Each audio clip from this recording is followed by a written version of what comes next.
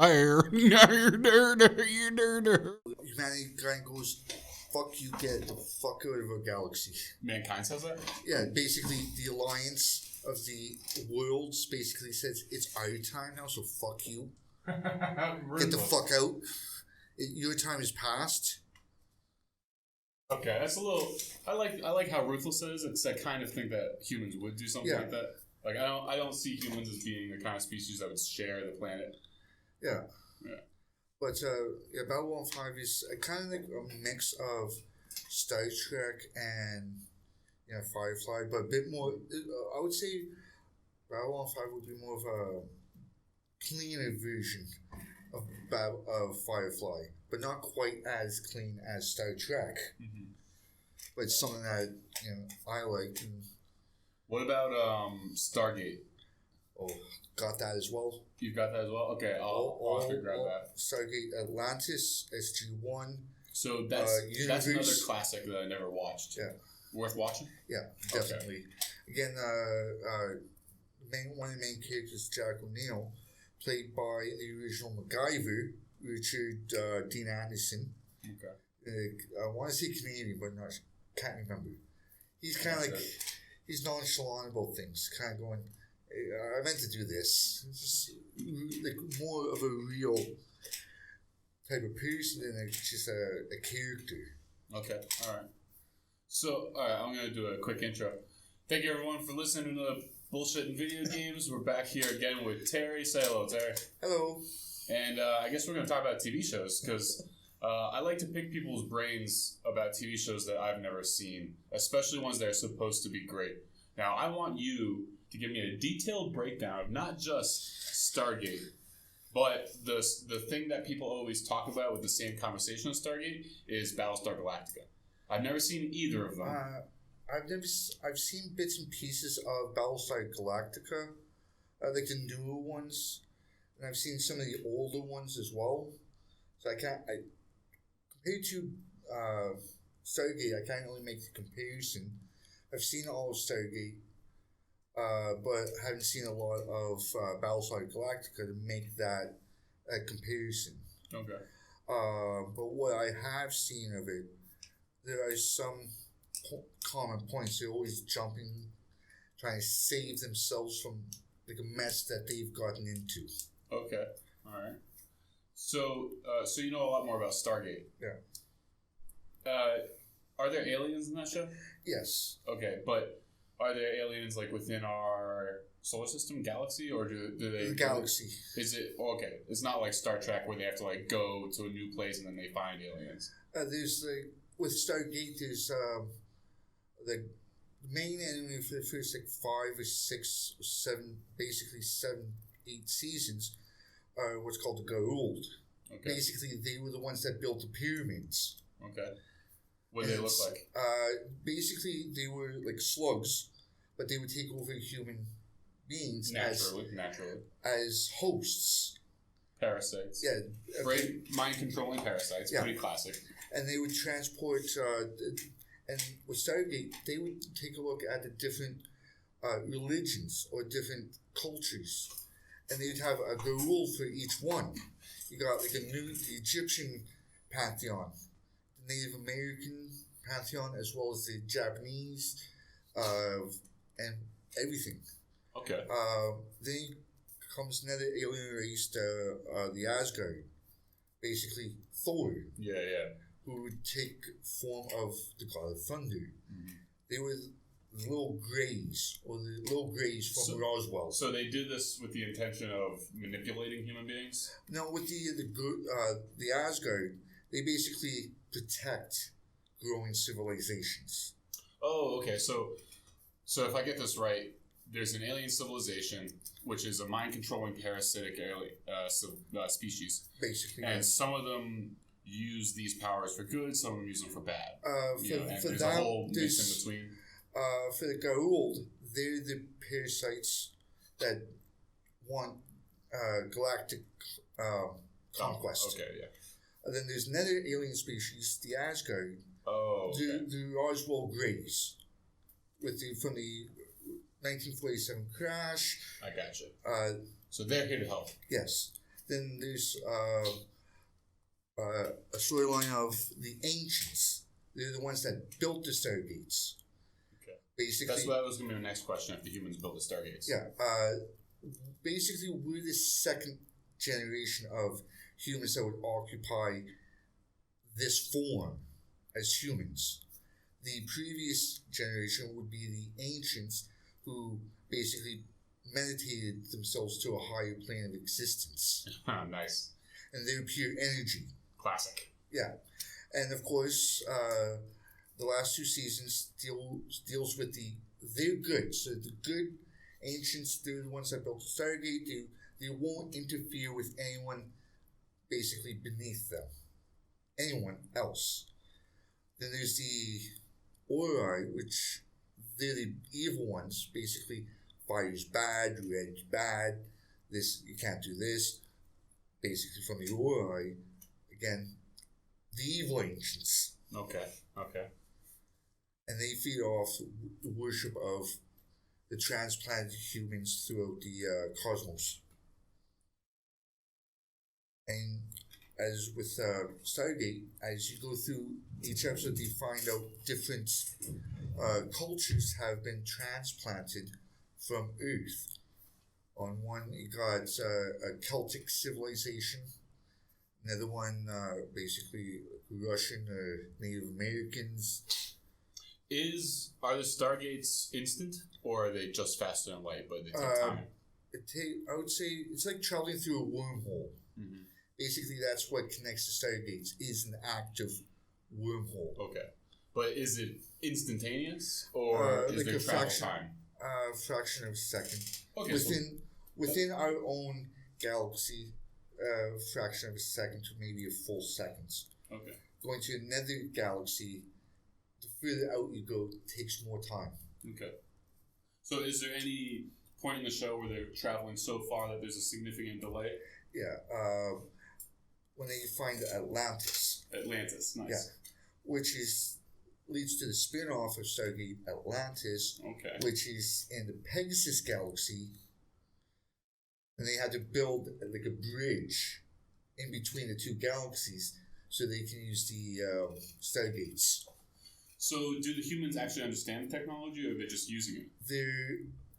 It took the first episode basically takes place of them saying it took us 15 years and like 5 supercomputers just to get it to work, to understand what it is. Okay. So understand what it is. And how to use it. Okay. So do they develop that knowledge during the show? Yeah. And they get better and better at it. Okay. So by the time it comes to the Atlantis spin-off, they can build new Stargates? Actually, no. Oh, okay. They still don't know how it's made. They know what it's made of, but not how to do it, because the science behind it is lost. Not lost. They haven't learned how to do it yet. Okay. To actually capture or to artificially make a black hole and connect it to another point in space. Einstein-Rosen bridge? Yeah, basically, yeah. That's they actually bring that up in one of the first episodes. Mm-hmm.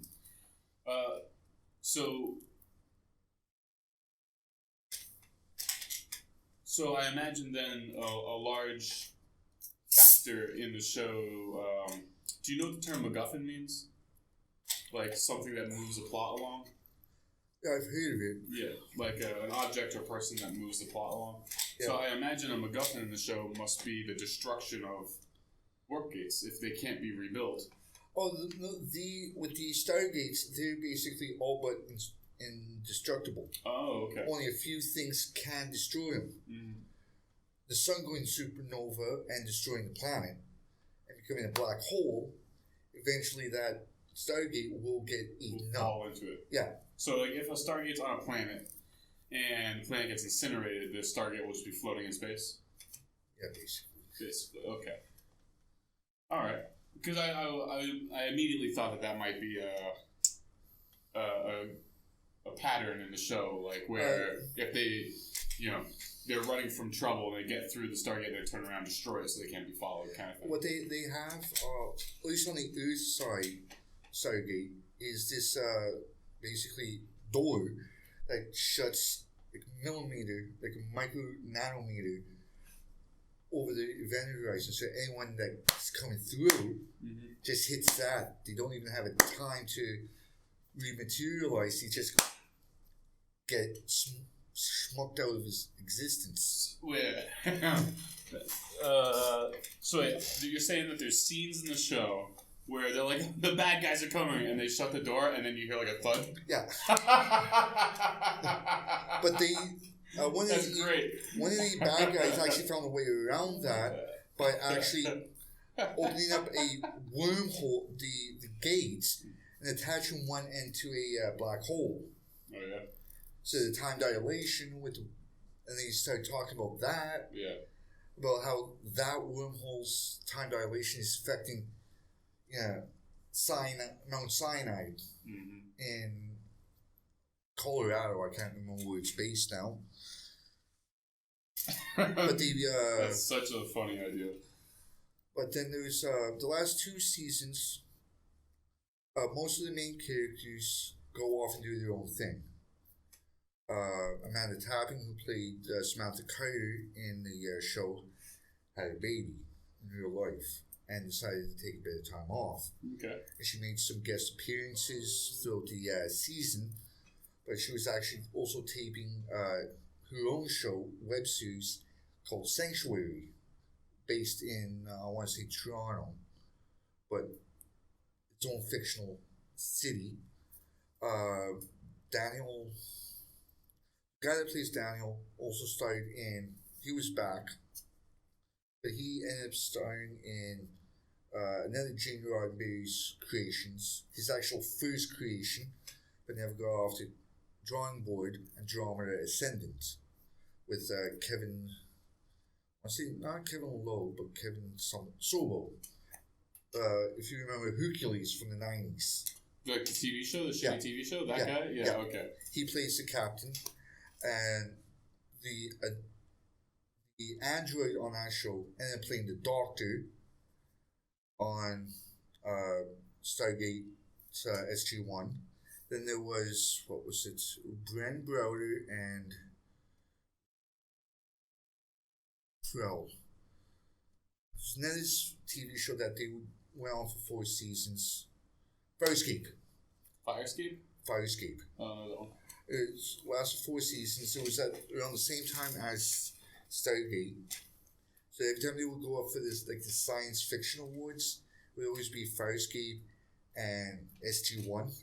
And SG-1 would always win. But 2 of the actors from there ended up getting brought in onto Stargate SG-1 for the final 2 seasons. Okay. So, to pivot a little bit, you didn't watch Battlestar Galactica? No. So why is that? Did you not like it, or just didn't get around to it? I haven't had a chance to get around to it yet. Okay. But I will be more likely getting in and watching it just so I can see it. Yeah. Like I've seen episodes of it, just not all of it. So I've tried to watch it. I think it was on Netflix for a while.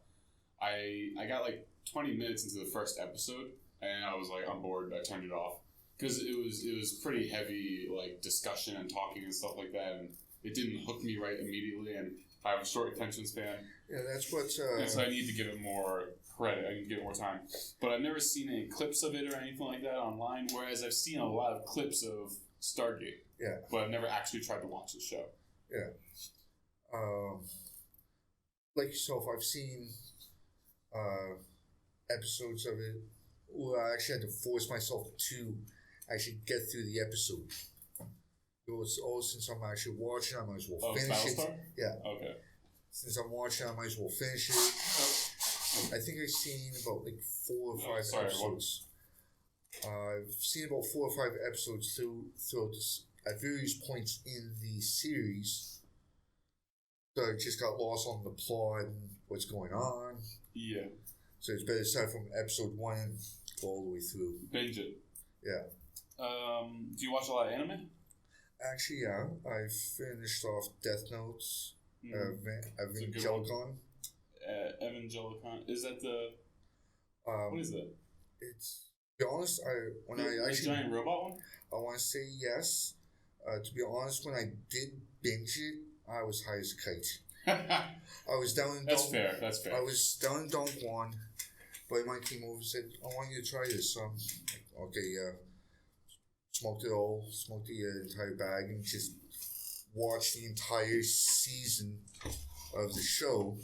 All I remember was like flashing lights. So what are ones you do remember? Because I need some good recommendations from you. Actually, if you complete the anime, I can actually tell you from the ones that have. I've even put in on my anime. There's Big Mouth. That's odd one. Yeah, I got that from you last time. Yeah. And I got Berserk from you. I've been watching that. It's a great show. Then there was what else? What's Disenchantment? Oh, it's remember Futurama? Yeah. Similar, but takes place in medieval times. Okay, all right. And okay, I've seen almost all of these. I haven't gone back and watched Pokemon since I was a kid. How does it age? Does it age well? He actually turned 11. It turned 11? He actually, in the last few seasons, he actually shows main protagonist Ash actually he's getting older.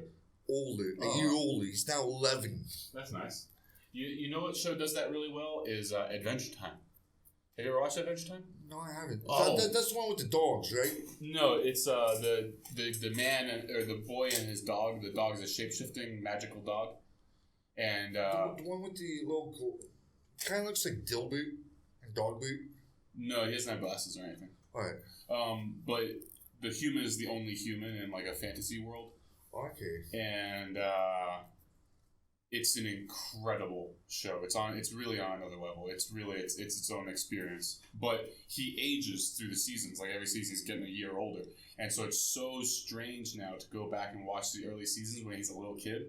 Whereas in the late seasons he's like a young teenager, he's a young adult. And the show covers some really heavy stuff. It's really intense, extremely psychedelic. It's a great fucking show. One I actually like is the standalone movie, Dante's Inferno. Is that in here? Yeah, the very last one. Oh, okay, gotcha. By itself. I feel like I vaguely remember that being on TV. It's actually, if you remember the book, 7 Layers of Hell. Yeah. With this anime, a guy named Dante, his wife got killed. Yep. He has to go through hell to get it back. Okay, of course. So he has to go through the 7 layers of hell. Mm. Each one gets a bit more darker. Yeah, yeah. One I like is, of course, Rick and Morty. Great show. Paradise PD. Never seen it. You watched Brickleberry. Yeah. Same creators. Okay. So a lot of the same what about like Japanese anime? So Death Note? Yeah, I've seen Death Note. I've seen Code Geass and these things. I'm looking for more in that realm, like Death Note and Code Geass. I saw or like One Punch Man or Attack on Titan, stuff like that. Full Metal Alchemist, of course, the classic. And Brotherhood. Yep, of course. And I got the movie Conquer of Shambhala. Never seen that. That's a movie, Full Metal Alchemist movie? Yeah. Okay. And I recently downloaded the live action. How was that? That sounds awful. You can't do live action anime. Anime is so over the top and like fantastical. They tried their best. It's like impossible. If you remember, like the first couple episodes of the show, where they go to this town and the priest has that ring. Yeah. That's basically all it is. You know, that's my hope and dream now for Game of Thrones, is that it will be remade as an anime.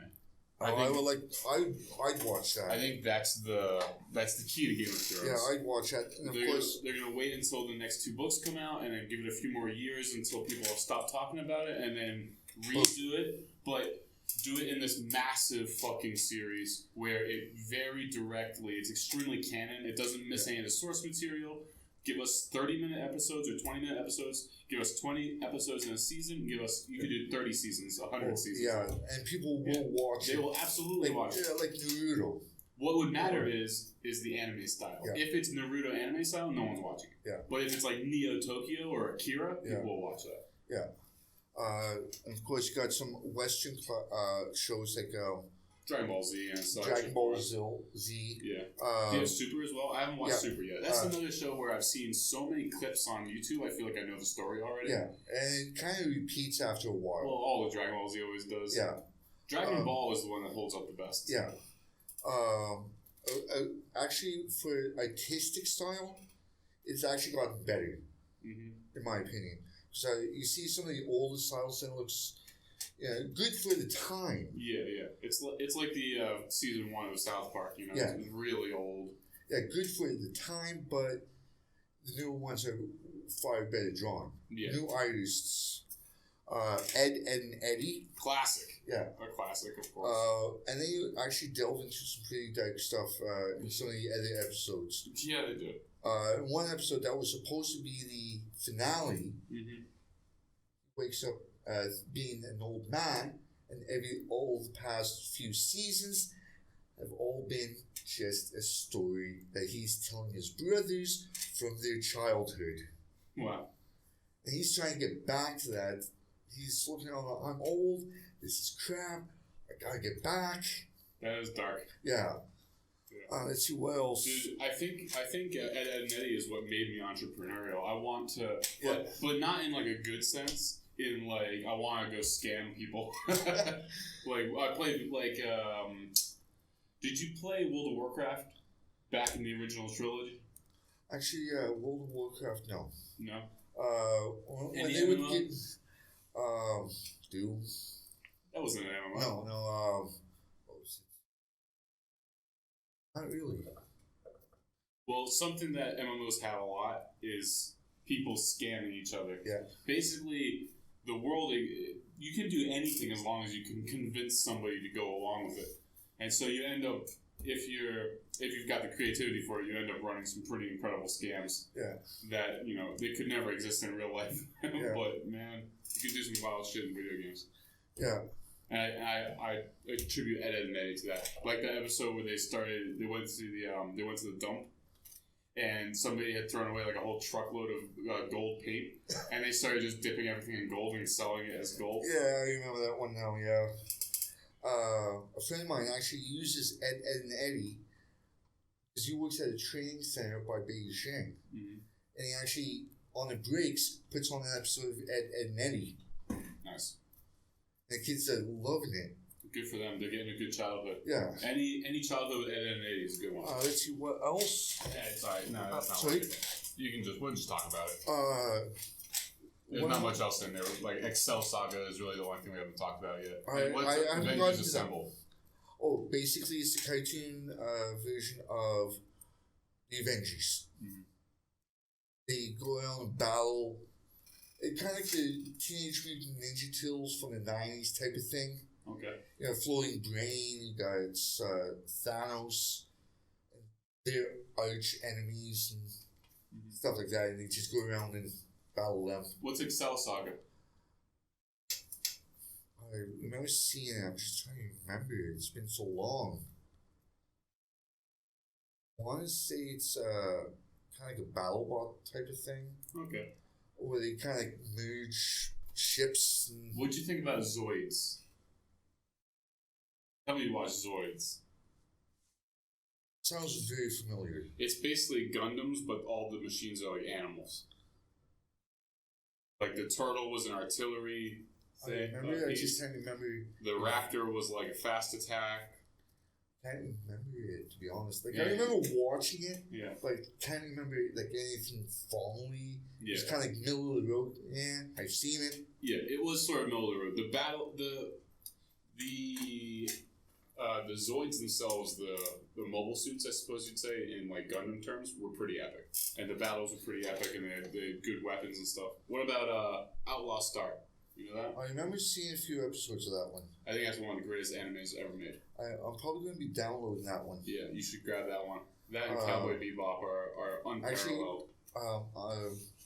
I do have a 1 terabyte anime hard drive back in Canada. Because a friend of mine, so much. huge anime fan, especially Studio Ghibli. Yeah, Ghibli's the best. And Howl's Moving Castle and all that. Yeah. So what I did is I found the Studio Ghibli collection. One download all the movies. Wow. In Japanese. Okay. So when I went back to Canada, I had that. I had all my anime. A small portion of what's there compared to what I had. Sailor Moon, the entire collection. Mm-hmm. Plus the live action Sailor Moon. I don't remember that. It was only about like 50 episodes, 2 seasons, 50 episodes, only in Japan. Okay.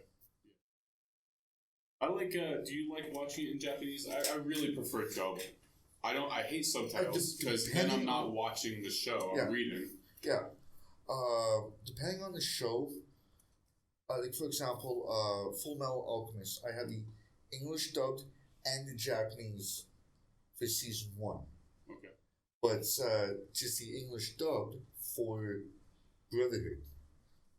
So I'd watch the English first, then I'd go back and watch the Japanese only one. And just to see if there's any differences. Is there? Not really. Not really.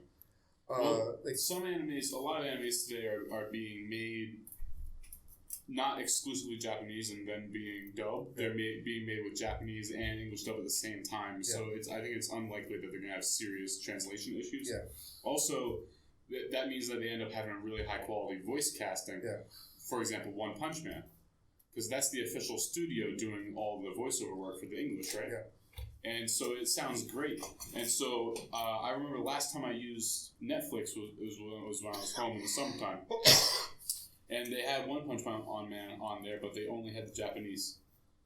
And I couldn't understand that because it's not like the English came afterwards. It came out with the show at the same time. Well, that's what they've started doing, especially with Pokemon. The Pokemon anime.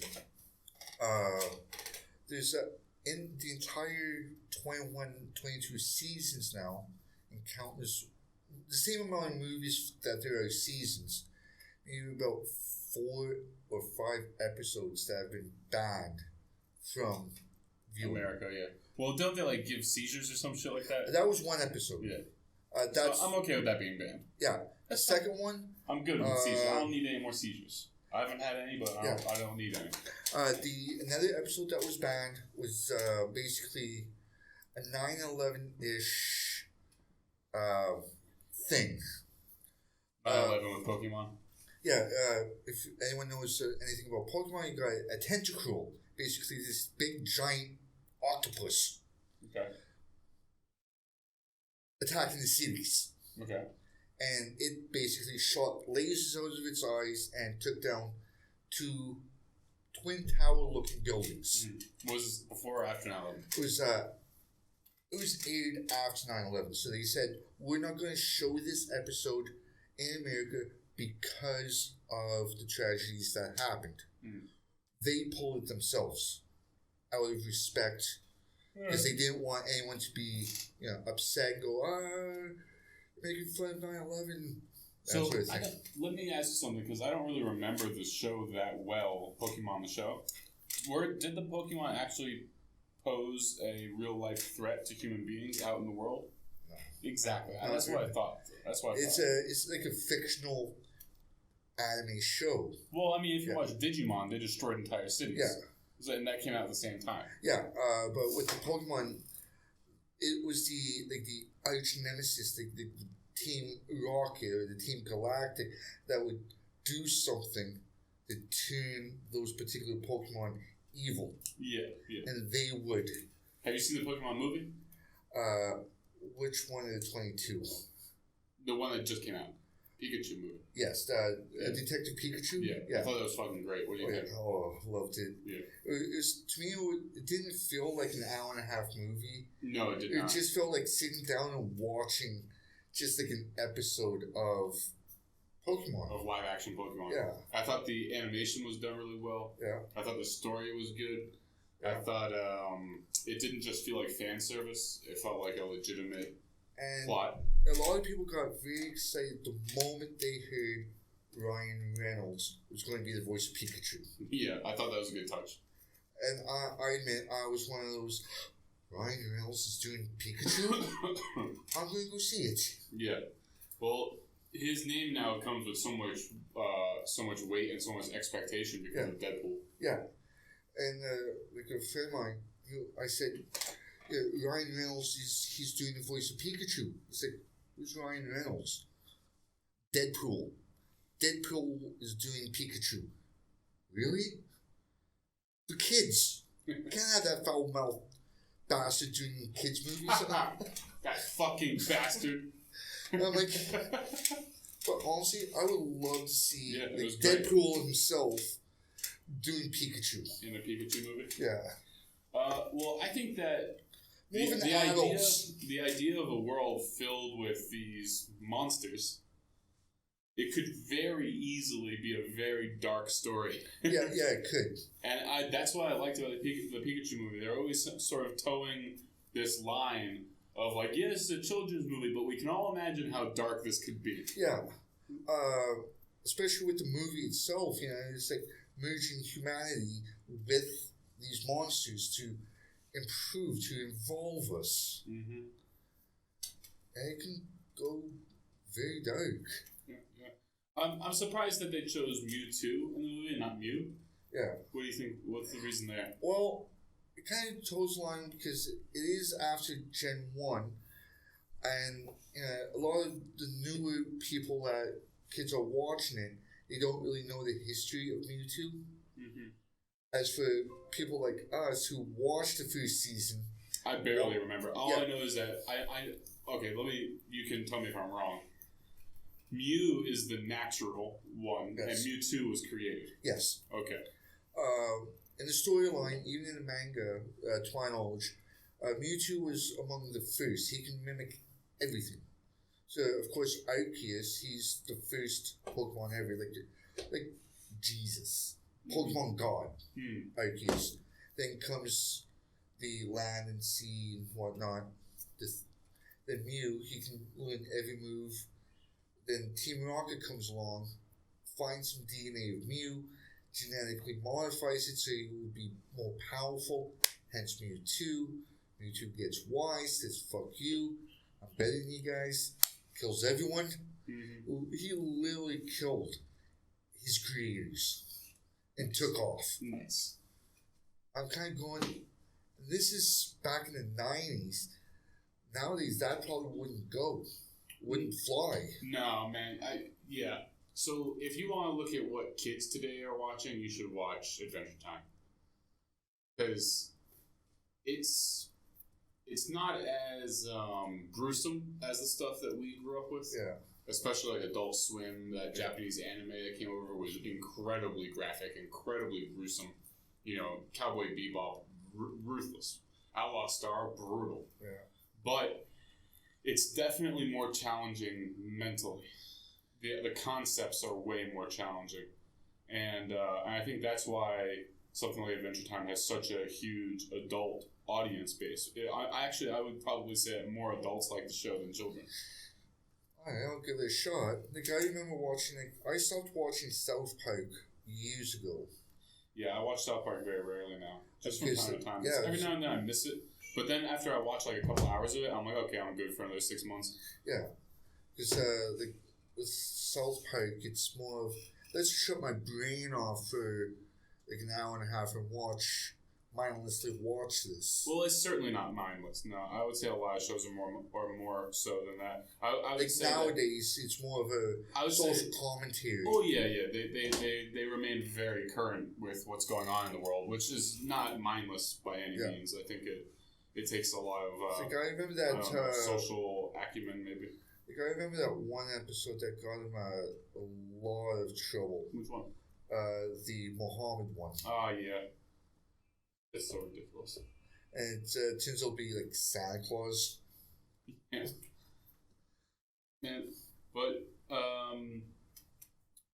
What's a show that you like to watch that you can just watch over and over again? I really like Arrested Development. I don't know how many times I've seen that show, but I can put that on when I want something to just play in the background. I like Futurama for that reason as well. Yeah, I think I have that as well. I think you do as well, yeah. For the movie that I like to go to have to say Star Trek, Stargate, anime-wise Futurama just playing in the background. Paradise PD, Brickleberry, if I want something a bit more foul-mouthed. Big Mouth, that's a bit on the edge. Big Mouth, quite good. What about F is for Family? You watch that? Not yet. By Bill Burr. Really good. Oh, Our Cartoon Presidents. What's that? It's, of course, I'm assuming you know who Stephen Colbert is. Yeah. Well, after Trump got elected, he started everyone started making fun of him. And he started... Naturally. Yeah. And with Colbert, he actually had a cartoon version of Trump on his show. And it was just such a big hit, him and a few other people decided to expand the cast to his family, the White House, and basically do a whole cartoon series about America under Trump and the Trump White House. And how's it been? Have you watched it? Yeah, it's on season 2 right now. Just started season 2. Let me ask you, what about some of these new shows, like, for example, Chernobyl? Have you seen any of that? Not yet. Yeah, I heard it's good, though. Like, I've been watching, like, The Flash, Arrow. I can't get behind certain superheroes. I can't get behind Flash, man. I can't do it. Because I know how every single story is going to happen. It doesn't matter what the story is. Every single story is going to be the same. There's a problem. How does he solve it? He runs faster. Yeah. I can't do it. Yeah. And same thing with Superman. Yeah. There's a problem. How does he solve it? He tries harder, and that if he needs to be faster, he's faster. If he needs to be stronger, he's smarter. If he needs to be smarter, he's smarter. Yeah. It's like Dragon Ball Z without all of the character progression. Yeah. At least in Dragon Ball Z, you get like an entire season worth of training, and the training is incredibly brutal, and there's all sorts of development. Even if Goku just saves the world every time. Yeah. Then there's also, to be honest, I'm glad Arrow's done. Silent Bob. Yeah. He actually directed a few episodes of Supergirl and The Flash. The ones that you would know, is especially for The Flash, Jay from Jay and Silent Bob are actually in that episode. Okay. And he was actually talking about, can't remember his name, his real name, but Silent Bob was actually he was talking with the cast, and he said, "Oh, we're so happy to be here, but your friend, you do know that we pay him for it. He knows, but why don't you just ask him to get you a coffee, see what he does?" Because Jay was like over the moon to be on The Flash or Supergirl. Now, for Supergirl, I do have an issue with that one particular story arc. Not that I'm against it, it's just how they did it. Okay. First couple seasons, the sister on the show was straight. Then all of a sudden, bang, she's gay. Like, no, am I, aren't I? None of the actual normal troubles that would accompany that decision. Okay. It's just like one day she wakes up and, hey, I'm dating a woman now. So you thought it was more just like a plot device. Like, let's just try to make this more interesting. How can we make it interesting? What if she's gay? Yeah, that's what I felt it as. And, not that I'm not, but it just seems like a slap in the face to all those who are and had to deal with it in the workplace and in the personal life, and just felt like a slap in the face. How they thought it did was a bit shallow. Yeah, and to just at the end of the season they break up, and now she's just back in the dating pool.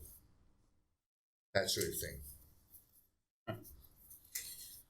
But then there's also Lex Luthor in this season of Supergirl. If you remember 2.5 Men? Yeah. The brother. The one who owns the house. No, the one that was dead. No, the one that was staying there with his son. Yeah, okay. He stars as Lex Luthor in Supergirl. He actually... Is he good? He doesn't seem like a good Lex Luthor. Actually, yeah, the manipulative, backstabbing type. He does a new twist on it. Isn't Lex Luthor supposed to be like a super genius as well, though? Yeah. Okay. And he kind of pulls it off in his own way. What's your favorite villain? Like who? Like it can be a anime, it can be a live action, it can be any type of story you want, any movie you've ever seen. But who does the villain the best? I'm gonna go with Anton Chigurh from No Country for Old Men. I think that's the greatest villain I've ever seen. I still have to watch. I have that movie somewhere. You haven't seen it? Not yet. You're crazy. Really, it's next level. His performance as a villain is incredible. I'd have to say Kilroy. From what? Jessica Jones. I don't know that. David Tennant plays a sociopath who basically all he has to do is look at you and say, "You're going to invite me in," and you just have this overwhelming urge. Is it like a superpower? Yeah. Okay. To do it. Oh, why don't you come on in, join us for dinner? Mm-hmm. Oh, and looks at the kids, go stand in the cupboard, and they just get up and do it. So it's like soft mind control. Yeah. Well, if he said kill yourself, would they kill themselves? Yeah. So it's pretty hard mind control then. Yeah. Because when he says to do something, you have that urge to do it. You can't not do it. Okay. But so what makes him such a good supervillain? Or just not supervillain, just villain character? He's a sociopath. He actually takes joy from it, from doing what he does. And with David Tennant, do you know who he is? No. I want to see the 11th. Yeah, the 11th Doctor from Doctor Who. Don't know which one that is. When Doctor Who came back, it was Eccleston. I've avoided watching Doctor Who again because I've never seen the old ones. Yeah. But I've seen all of the new ones up to I think the very most recent Doctor. I've seen very little or none of. I'm not sure. The older one, I haven't seen that one. Okay, you're missing 2 now. I'm missing 2 now. The Scottish guy, that's the older gentleman. Okay. And one where people got their knickers in a bunch. Mm-hmm. The woman. Oh, the women. I admit, it took me a few episodes to get used to the idea to actually see her. You know what I can't handle? Like 1,000,000 1-hour episodes. It's just so much material. With the older ones, I watched through all of it when I was in college, and I don't think I can do it again. It's just I can't justify that expenditure of time. The older ones are not 1-hour episodes. They're like 1,000,000 half-hour or 20-minute episodes. Especially the first 3 or 4 seasons back. I want to see back in the mid-60s when it was still black and white. Are any of the storylines? How much redundancy is there? Because do they ever? I guess the question I'm trying to ask is, when the new writers sit down to write, do they ever look at the old seasons and be like, "Look, this came out in 1971. Like, why don't we just redo this episode in 2019?" Oh, not really. But they do bring back a lot of recurring characters, like the dialects, the master, of course. Him protecting the planets. The blind statues. What are they called? The Weeping Angels. Weeping Angels. Those are good. Yeah. But they get boring after a while. Yeah. They're in a lot of episodes. Yeah, but as soon as you were done with that season, you don't see him again. But you do see a lot of the dialects, or dialects, yeah. Dalek, yeah. You see, Dalek, I think it's called. You see a lot of them. The Master, Oh. which later became the Missy. Wait, who is Master? Another Time Lord. Oh, yeah, that sounds familiar. Who went crazy. Whatever happened with the Time War? I don't remember that storyline because the doctor killed all the other Time Lords, right? No, he just put him into a bubble, a time bubble. For what reason? They were gonna like go genocidal or some shit, right? He did a bad thing for good reasons. Yeah, a bad reason for good intentions, and we all know about where the road leads to with good intentions. But utopia. Yeah. But I must admit, the one with I can't remember her name. Took me a few episodes to kind of warm up to her being a doctor. She was quite good at it. A bit too many companions. 3 companions all season. Why, did they keep dying or something? No, same 3. Episode 1, it was a black man who actually did a relatively good job. Not Mickey? No, not Mickey. Why wasn't Mickey the companion? Because that was with Rose. Was he ever the companion?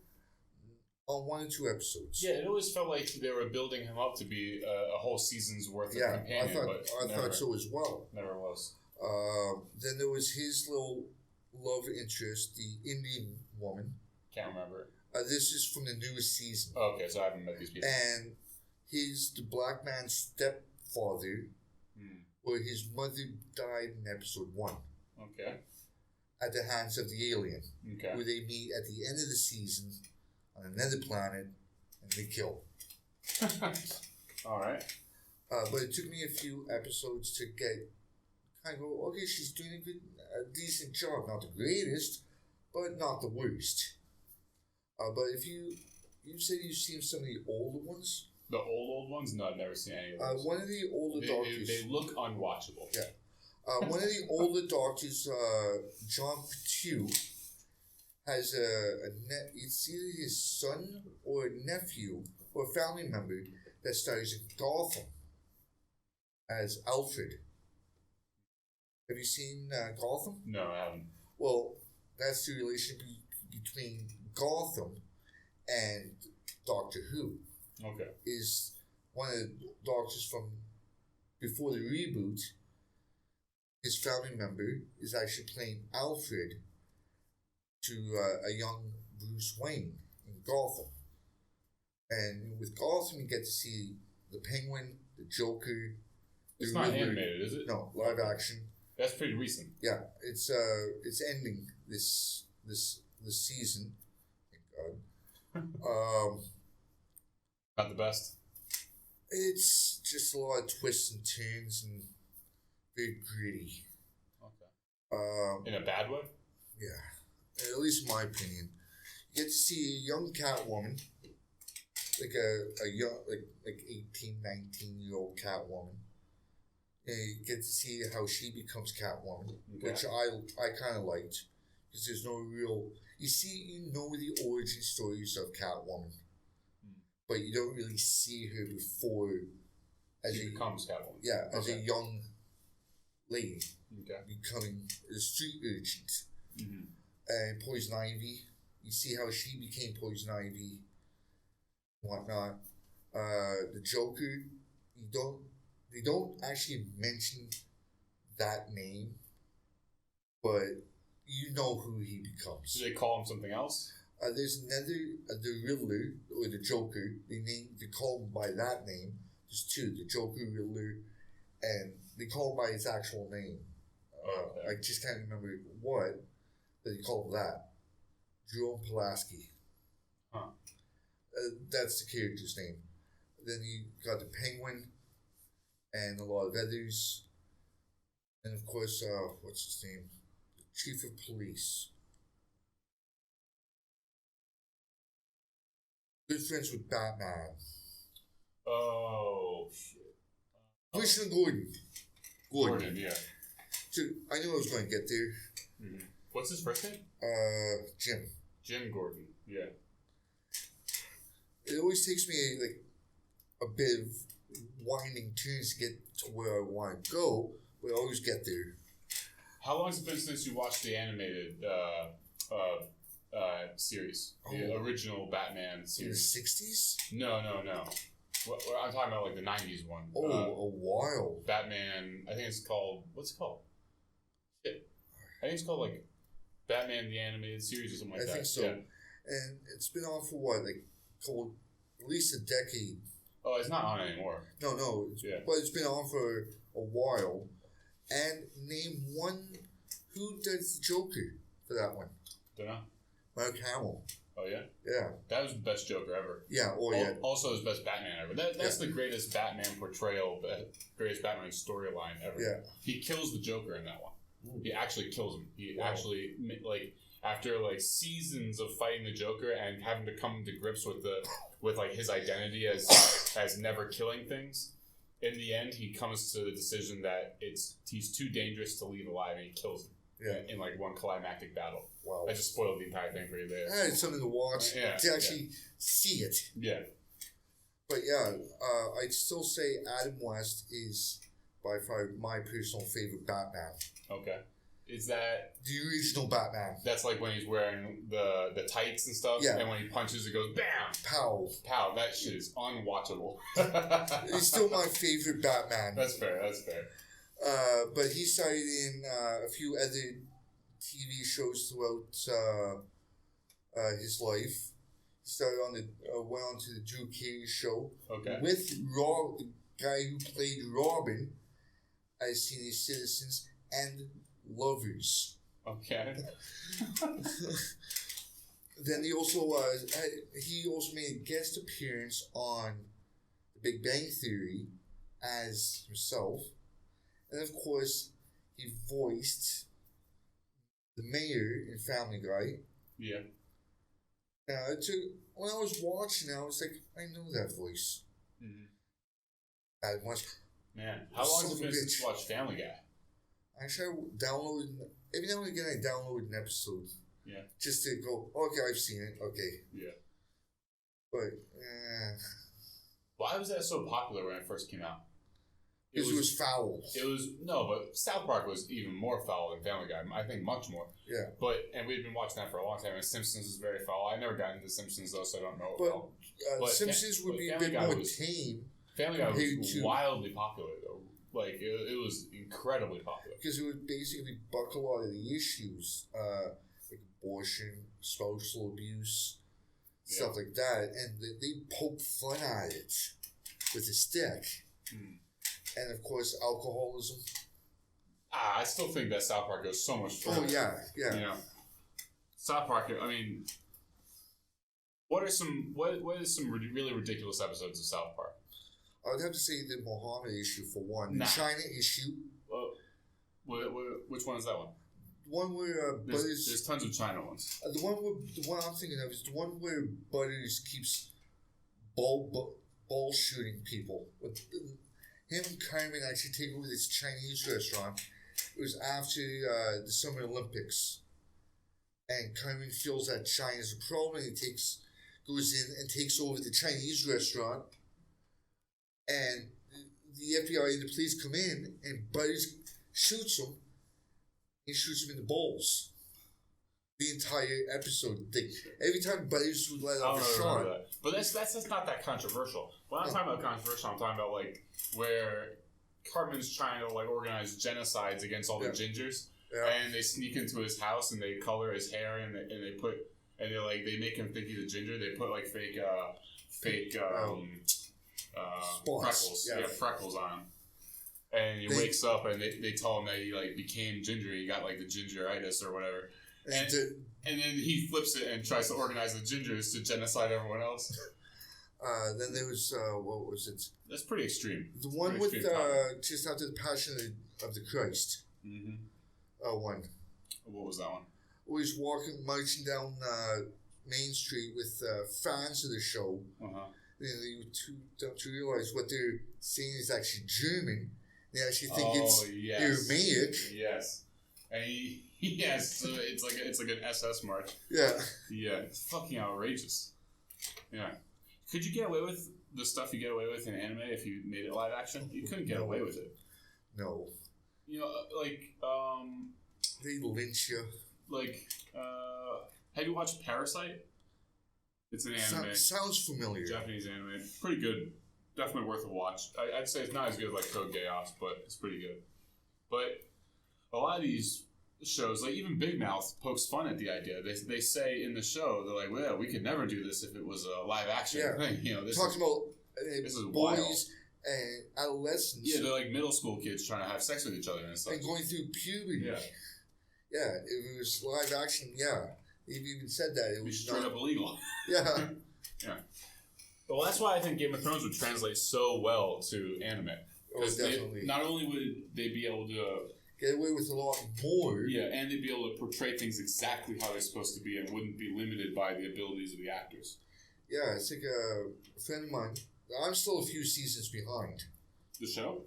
Yeah, I just finished season 2. You got all of it right here on Drive. You're not watching it? I've been watching bits and pieces here and there. You're crazy. You should quit your job today and go watch all of Game of Thrones. Tempted. I'm seriously tempted. You can always get a new job. Yeah. But a friend of mine, he watched it, and I'm like, well, why didn't you just put it onto USB, pop it onto the TV? It's like, you have it? I just streamed it. I got to see, the moment it finished, I was downloading the entire season. Isn't it high quality? Yeah. Oh my god, you're killing me. And it's actually right there, I think. Right there, yeah, I pulled it over, yeah. But I will be going through and watching season 3. Did you read the books?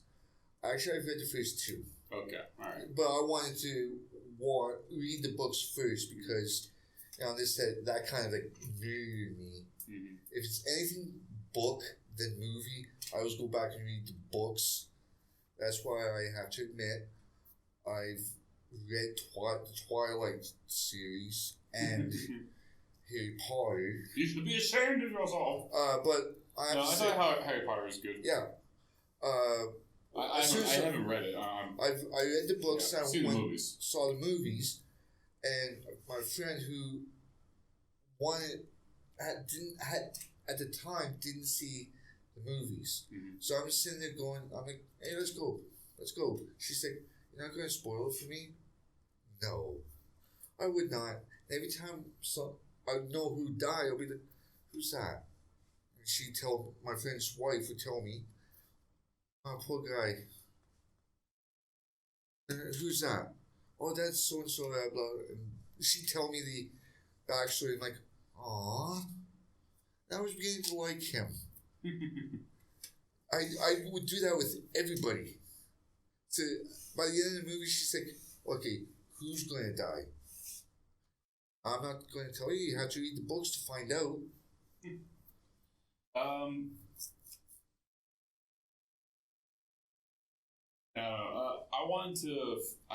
Once I started reading Game of Thrones, when I started watching Game of Thrones, I immediately started to get the desire to read the books. However, I knew that if I read the books and watched the show at the same time, it would be confusing and frustrating, and so I wanted to finish one before going to the other. So now the show's done, I'll probably try to pick up the audiobooks of the books. And there's no way I'm working my way through like 1.5 million words. Fuck that. And sorry, tongue tied for a second. Lord of the Rings.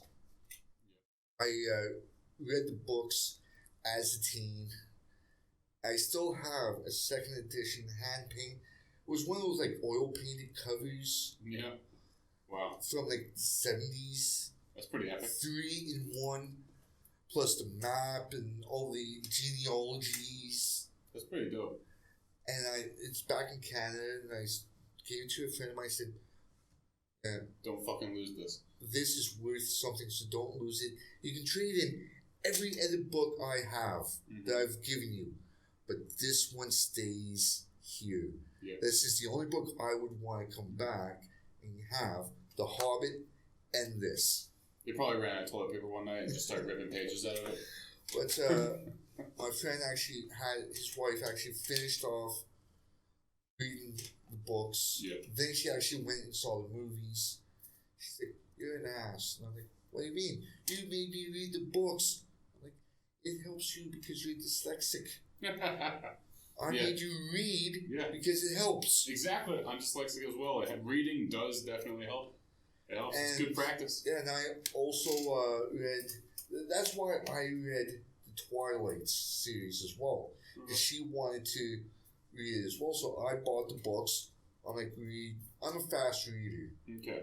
I finished all through the entire series inside of 5 months. How many books? Oh, dude.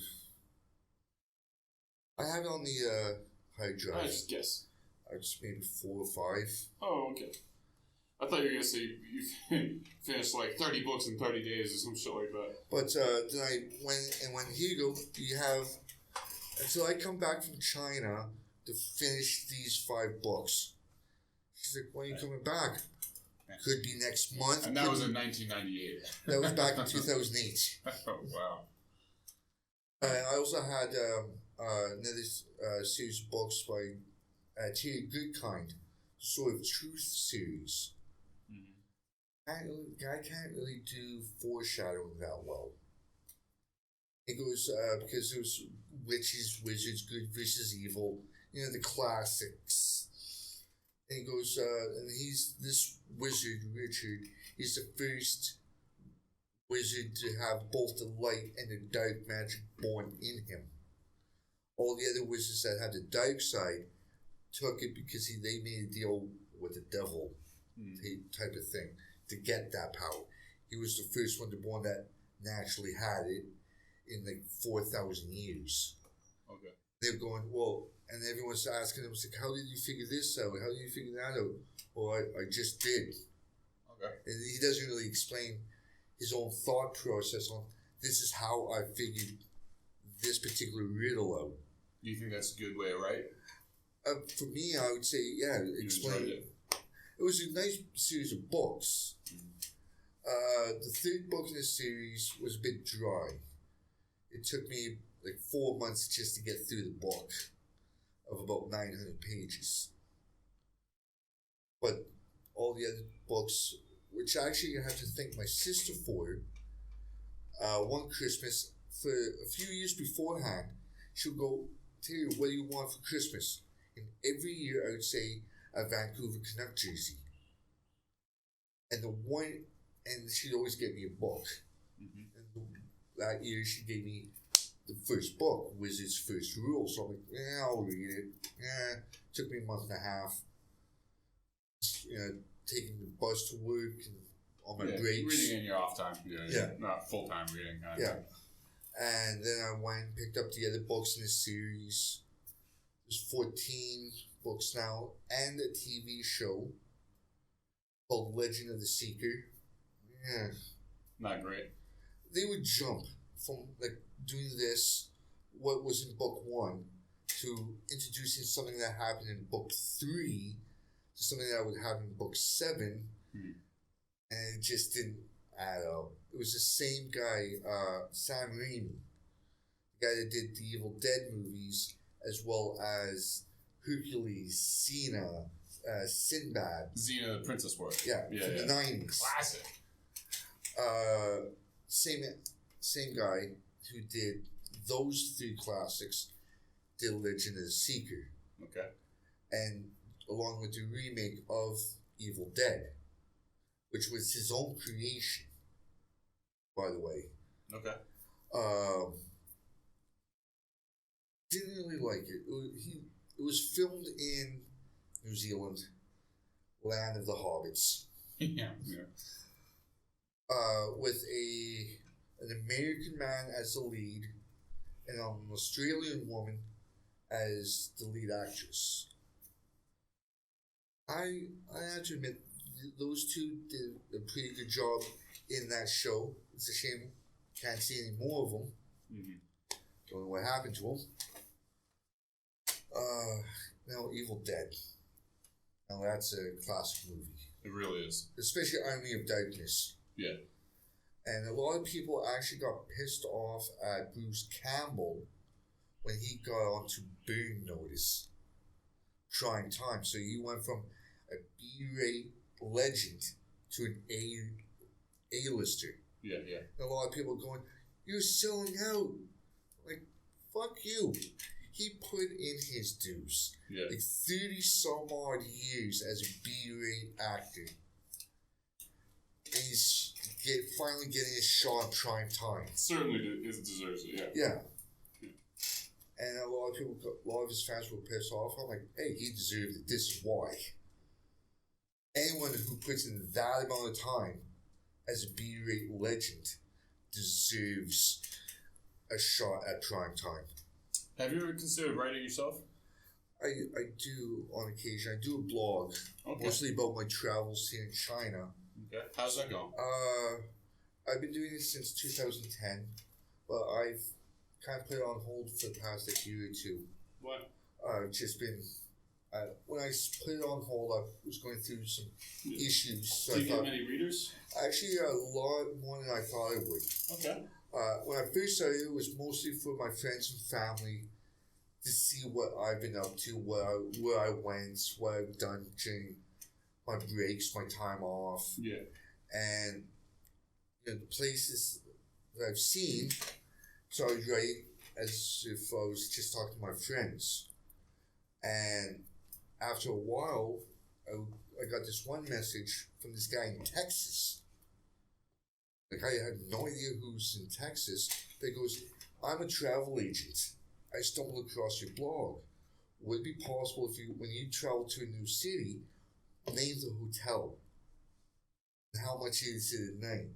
And do we need a translator?" Nice.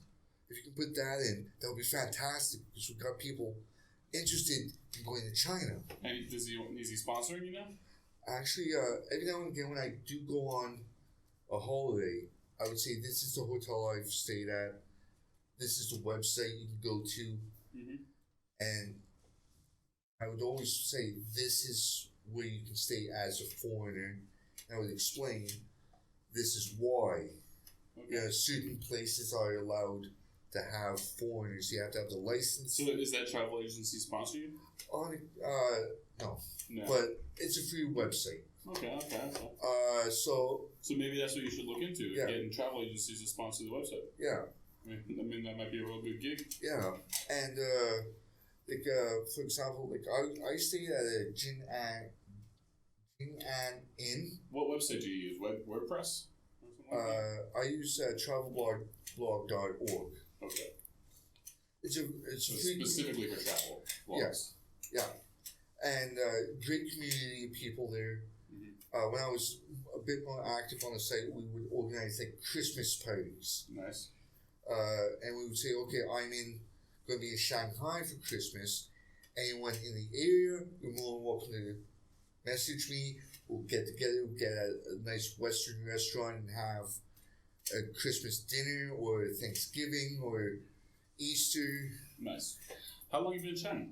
Since 2008. Wow. So 11 years now? Yeah, it was actually Valentine's Day 2008. That's incredible. Because I left on the day before, landed at about 9 o'clock here in Wuhan. Have you been in Wuhan for 11 years? No. Okay. About on and off for about 6. What did Wuhan look like 11 years ago? A lot more construction. Yeah, I bet. Because they were actually building for the subway. Yeah, I mean, was there any highly developed part of the city? Even Hankou at that point must have been really pretty rough. I would say that was built up to an extent. That's where, of course, the entertainment area is. Did Han Street even exist back then? To be honest, I don't remember. Okay. Because I didn't really go out much. Yeah, that's fair. It wasn't until a year after Facebook got blocked here in China, I decided to do the blog. Okay. Because I figured, okay, I'm just going to take my pictures, put them up onto Facebook, label them, and let my friends just see it. Mm-hmm. And then Facebook got blocked, and so I had all these photos going to waste, and going, well, I'm too lazy to get a VPN. Yeah. To actually pay for one. So I'm like, okay, get a blog. And there's this one that's still getting about 40 hits every month. Not sure they're actually reading it, but it's still getting the same amount of hits. It's it's this one museum up in Shenyang. It's the Paleolithic, Paleological. It's a museum up in Shenyang at the Shenyang Normal University that delves into the history of not just Shenyang but Liaoning and that whole northeast of China since the Earth's formation. Okay. And lots of history to it. All right. And so you're still getting hits on the blog that you wrote about it? Yeah. Okay. So yeah, that definitely sounds like people like your blog. So I should keep writing that. Yeah, I should. And a lot of my friends are going, well, most of us do go to your blog just to see that you're okay. That you're still alive, that you haven't gotten yourself killed yet. Oh, yeah. Or you're not in a Chinese prison somewhere. Yeah. Because back then, I was a melty little guy. Yeah. Back then. But now, traveling, living on your own, you tend to learn a lot. You do, yeah. Not just about the culture you're living in, but about yourself. More about yourself. Yeah, self-exploration. Yeah. Self-discovery. Exactly. All that bullshit. And the last time I was back, I'm sitting having a cup of coffee down at Tim Hortons. Naturally. As any good Canadian does. And a few of my I would say acquaintances now, would come by and they sit down. I'm sitting there just drinking my coffee. And they're going, hey, we haven't seen you in ages. Yeah, I've been overseas. You don't believe you. Whip out my 3 old passports that have been cut up and cancelled. It's like, there you go, and this is my new one. Mm-hmm. I'm going back in 2 weeks. Yeah. So they're looking at Vietnam, the Philippines, Cambodia, Thailand. Do you know how many countries you've been to? I've been to Vietnam. Okay. Beautiful country. Yeah, I'd love to go there sometime. I've been here 4 years and I haven't been to any of the Southeast Asian countries. Every time I get travel time, I always just end up traveling in China. There's so many places to see in China. And it's the one thing that I admit, I've seen more of China than I have of Canada. Yeah, the furthest east I've been in Canada, it was Ottawa, and that was for a family funeral. Yeah, I think at this point, I'm not sure which I've seen more of, America or China. I've traveled in both quite a lot. So anyway, so you see Vietnam, Philippines. The Philippines, I've seen the borders of like Nepal, but the border, yeah. And just so I can say, oh look, I see it. Yeah, there's Nepal. Yeah. Okay. When I was up in Shenyang, me and the girlfriend I was with at the time took a trip down to Dadong or Datong. Okay. I want to say Dadong. That's the border town for North Korea on the Chinese side. Oh, okay. There's an actual I've heard about that. And on the other side of the river is North Korea, right? Yeah, and you can walk on one half. During the North Korean War, the Americans bombed the North Korean side of the bridge. Okay. Because on the other half the river is North Korean, the other half is Chinese. So they bombed the North Korean side of the bridge.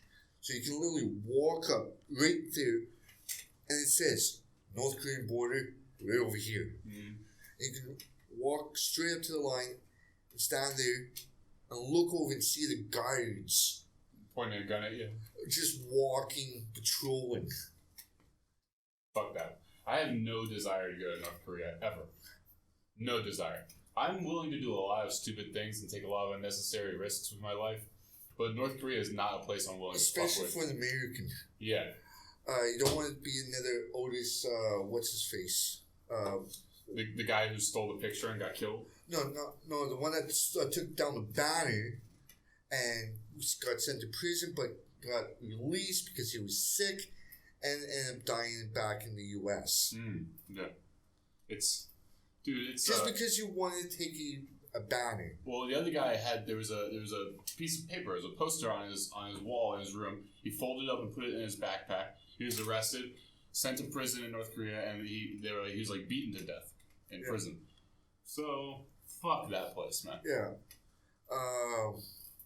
Like a friend of mine, he actually went to North Korea, Canadian, went to North Korea.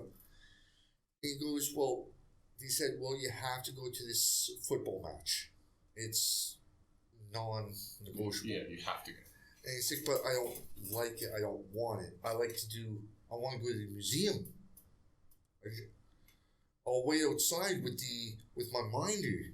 Yeah. And they're like, sorry, but you can't. Yeah. It's like, this has been organized for your viewing, so you have to go watch it. Yeah, basically. He's like, okay, I'll pretend to have a nice time. Like, thank you. Afterwards, well, everyone's pretending to have a nice time there. Yeah. No one's actually enjoying their life in North Except Korea. Except for Kim. Yeah. And his missus. I doubt it. Yeah. I can't imagine that she's very happy. Well, she's probably happy she's not dead. Yeah, starving to death. Yeah. And the family's taken care of. But considering the fact of his uncle, what happened to his uncle? Yeah. One day he just goes, I want a different wife. He just kills her whole family. Yeah. So. But things are looking good with the Trump meetings going on with him. First presidents actually do that. Yeah, I'm glad that he did. So I actually have to give him kudos. Yeah, I completely agree. I don't think that it will mean anything. I don't think that places like North Korea can be negotiated with. No. But I have to give him credit. Met with him, yeah. I have to give him, Chester Mussolini.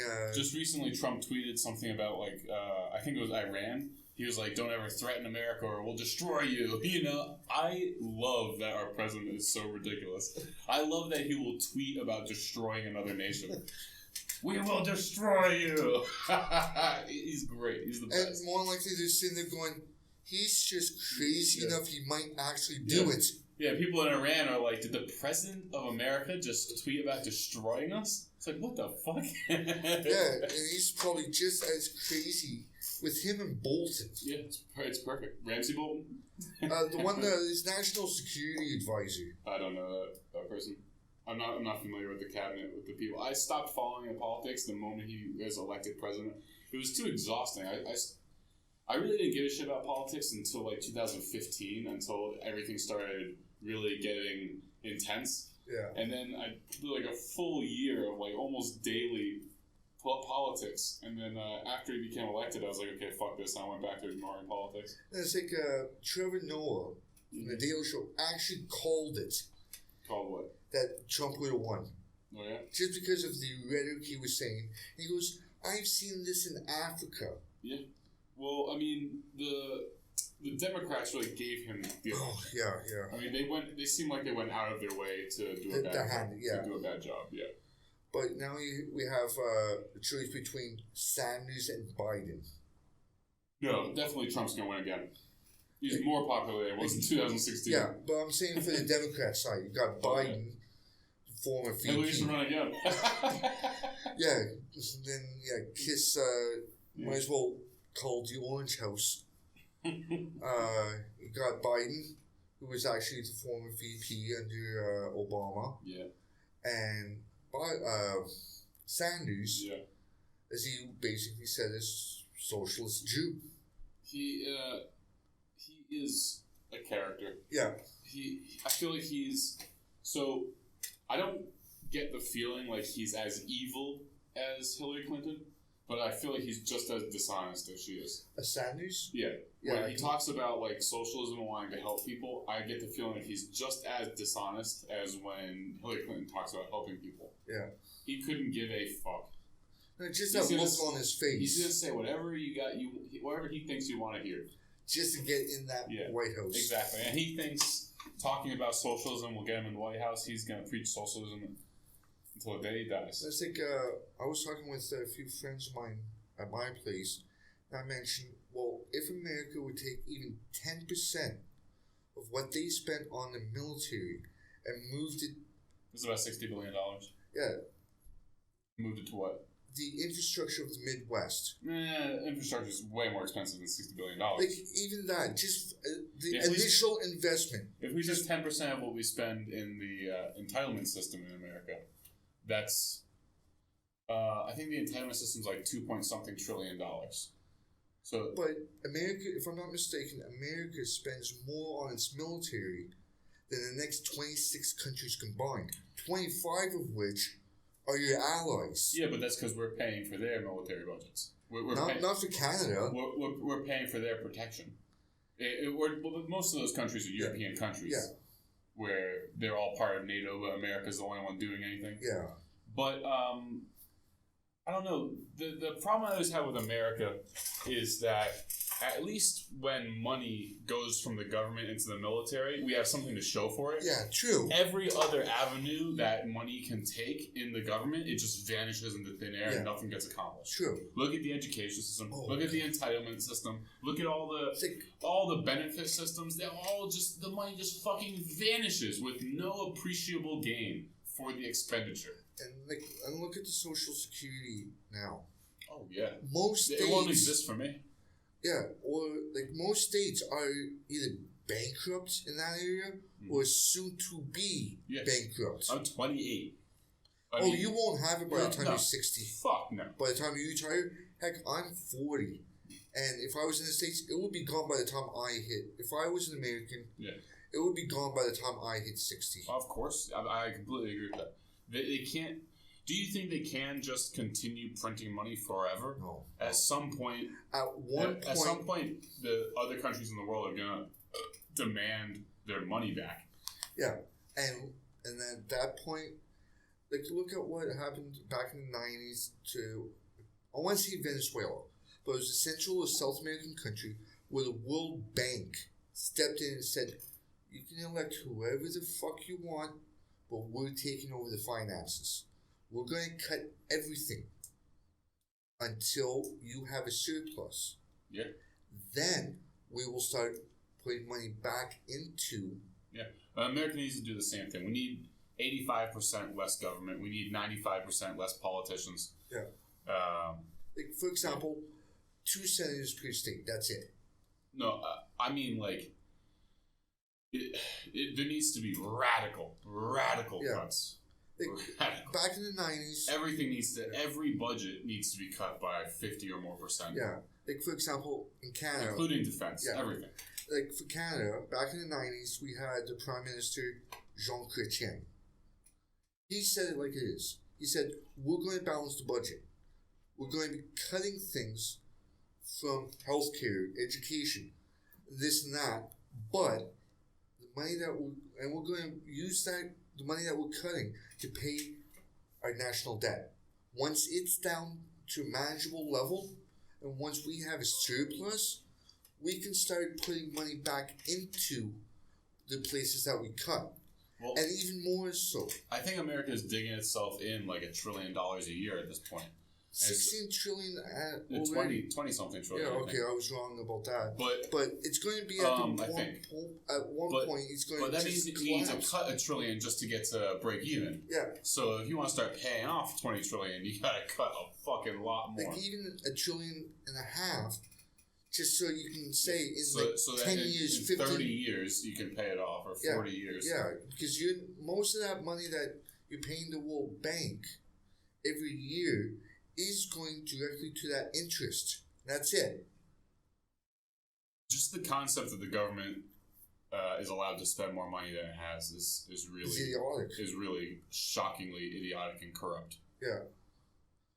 Yeah. Most of them spend most of their days not doing what's best for the people, of course, but trying to get reelected. Well, that's why I would love to just have less people involved in government. You know what I want? I want general intelligence AI, and I think that the moment an AI can prove that not only is it not evil, but it's smarter than a human being, that AI immediately gets elected president. Yeah. And there's an overwhelming election that they should just be our leader forever. Yeah.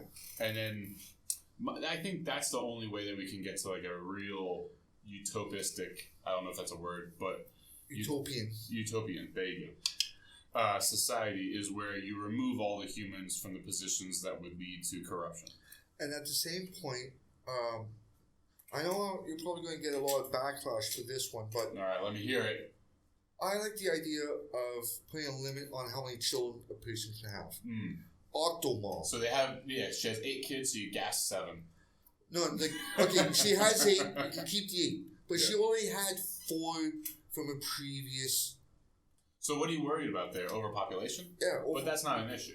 We already know that there's a direct correlation between how many kids somebody has and what the standard of living is and what their education is. Yeah. The more educated and the better life they live, the less kids they have. Yeah. We're much more likely to face a population shortage in the years to come.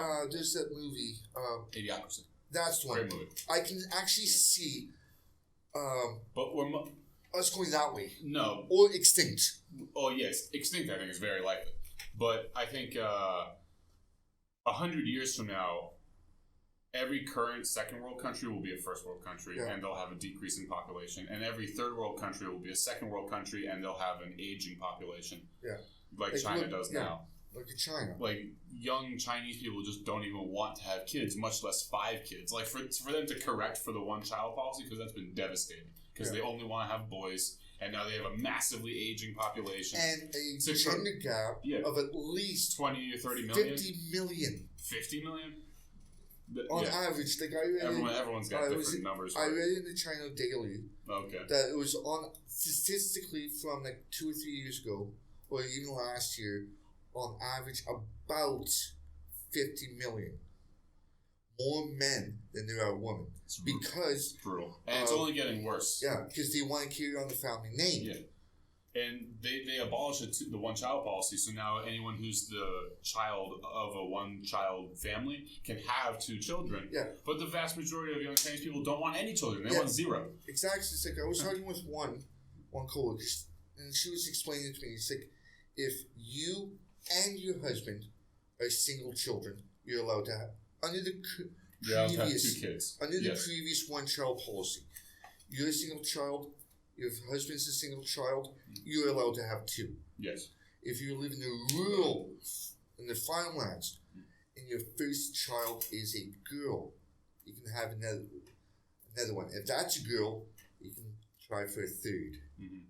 Well, also, I feel like there's been a lot of unreported children in China, in the rural places. I've heard about that a lot, where you have a kid and you take your kid to go live with your brother or something like that, and then when the officials come by, your brother's house has 3 kids, but your brother will be like, no, that's my sister's son, that's my brother's daughter, so these aren't my kids, they're just living here. And then the officials go to his brother's house, and he has 3 kids as well. Oh, that's my sister's son and my brother's daughter. And they don't, they're not properly registered, because for either they've hit that maximum number of a lot of kids, and they don't have a hukao or whatever it's called. The household registry. Yeah, so they don't have enough. The gao cow, and then... They can't. They don't have enough money to pay the fine. Yeah, the fines are outrageous. Depending on anywhere from, in some areas, 70,000. Yeah, I've heard it can be up to 10 times what you make in a year. Yeah. I was somewhere here in Wuhan years ago. It was anywhere roughly around 150,000. If you're having a kid out of marriage. Renminbi or dollars? Renminbi. Okay. And then someone else said it's more like 300,000. Damn. Well, considering how everything here is up in the air. It all depends on who you are, who you know, blah blah blah. So I could imagine that there are situations where not only do you not know anybody, but you're somebody that they want to really hammer down, and you just get obliterated. Oh yeah, definitely. Just for having that extra kid. But back to the population thing, I really don't think population surplus is or will ever be a problem. Oh no, because even in the West, even here in China, man, there is not a population problem. I always argue with my students about this. China does not have too many people. The problem that China has is that all the people are stuffed into 100 cities. It's the dumbest system in the world. If you look at a map of China, 90% of the country is completely empty. Yeah. It's the same with Canada. The government's just stuffing everyone into cities, and that's why it feels so crowded. Yeah. China's one of the biggest countries in the world. They got plenty of space. And this isn't England. Yeah, and India, from what I've read, will eventually surpass, without a doubt, China. I had a conversation about that with my students just 2 days ago, and they got really offended. In the way of population, I would say within the next 15 to 20 years. And economics and technology and that stuff, probably longer, 50 or so years. Like, I'm just talking about, like, population-wise. Yeah, they'll definitely surpass in population. Within the next 20 years. My students asked me, they're like, when do you think China will overtake America? And I was like, well... Lots of factors in that. Yeah, a lot. I would say at least 2 generations. Yeah. The number one reason I say that, and the most practical reason, is because the infrastructure here is just garbage. Yes. I mean, we're in a building right now that is absolute dog shit. Every single year they replaster these walls, and the reason they replaster them is so you can't see the massive cracks going through the entire building. And those cracks, and the mold. Yeah, the whole thing is just a moldy mess. I mean, we have these like laminate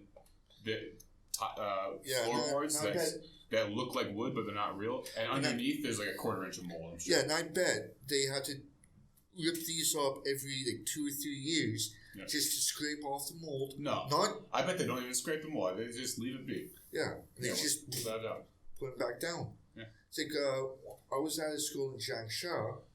But to finish the point is, I think it's going to take 2 generations because at some point they're going to have to realize that it's not sustainable. It's not a very intelligent strategy to build something knowing that it's going to break down so fast that it instantly needs to be reconstructed. I lived in Jiangxia my first year here, and the road in front of my building was repaved twice in 1 year. And not even 1 year, in 10 months. On the other side of the lake, right? In Jiangxia, There's that big lake, and on the other side, there was it wasn't very close to the lake. There was a university with a pyramid. That's the one that I worked at. Okay, yeah. It's got a pyramid in the Capitol building and the White House, all remade. Okay, yeah. I know that one. I was on the other side of the on the other side of the lake. Okay. At a primary school, and no, they were good, but it was another one up on Guangwu Third Road, Meijia Academy. They bought the school from the, I want to say, XMC company a few years ago. And they were putting the foreign teachers into the apartments across the street. Were they a shithole? Well, one of the apartments had a problem with mold. Okay. And the HR guy said, here's some bleach, here's a scrubby. Told you to clean it? That's it. No, his first reaction was, mold? What mold? There's no mold in there. Yeah, it's good for you. Good for healthy.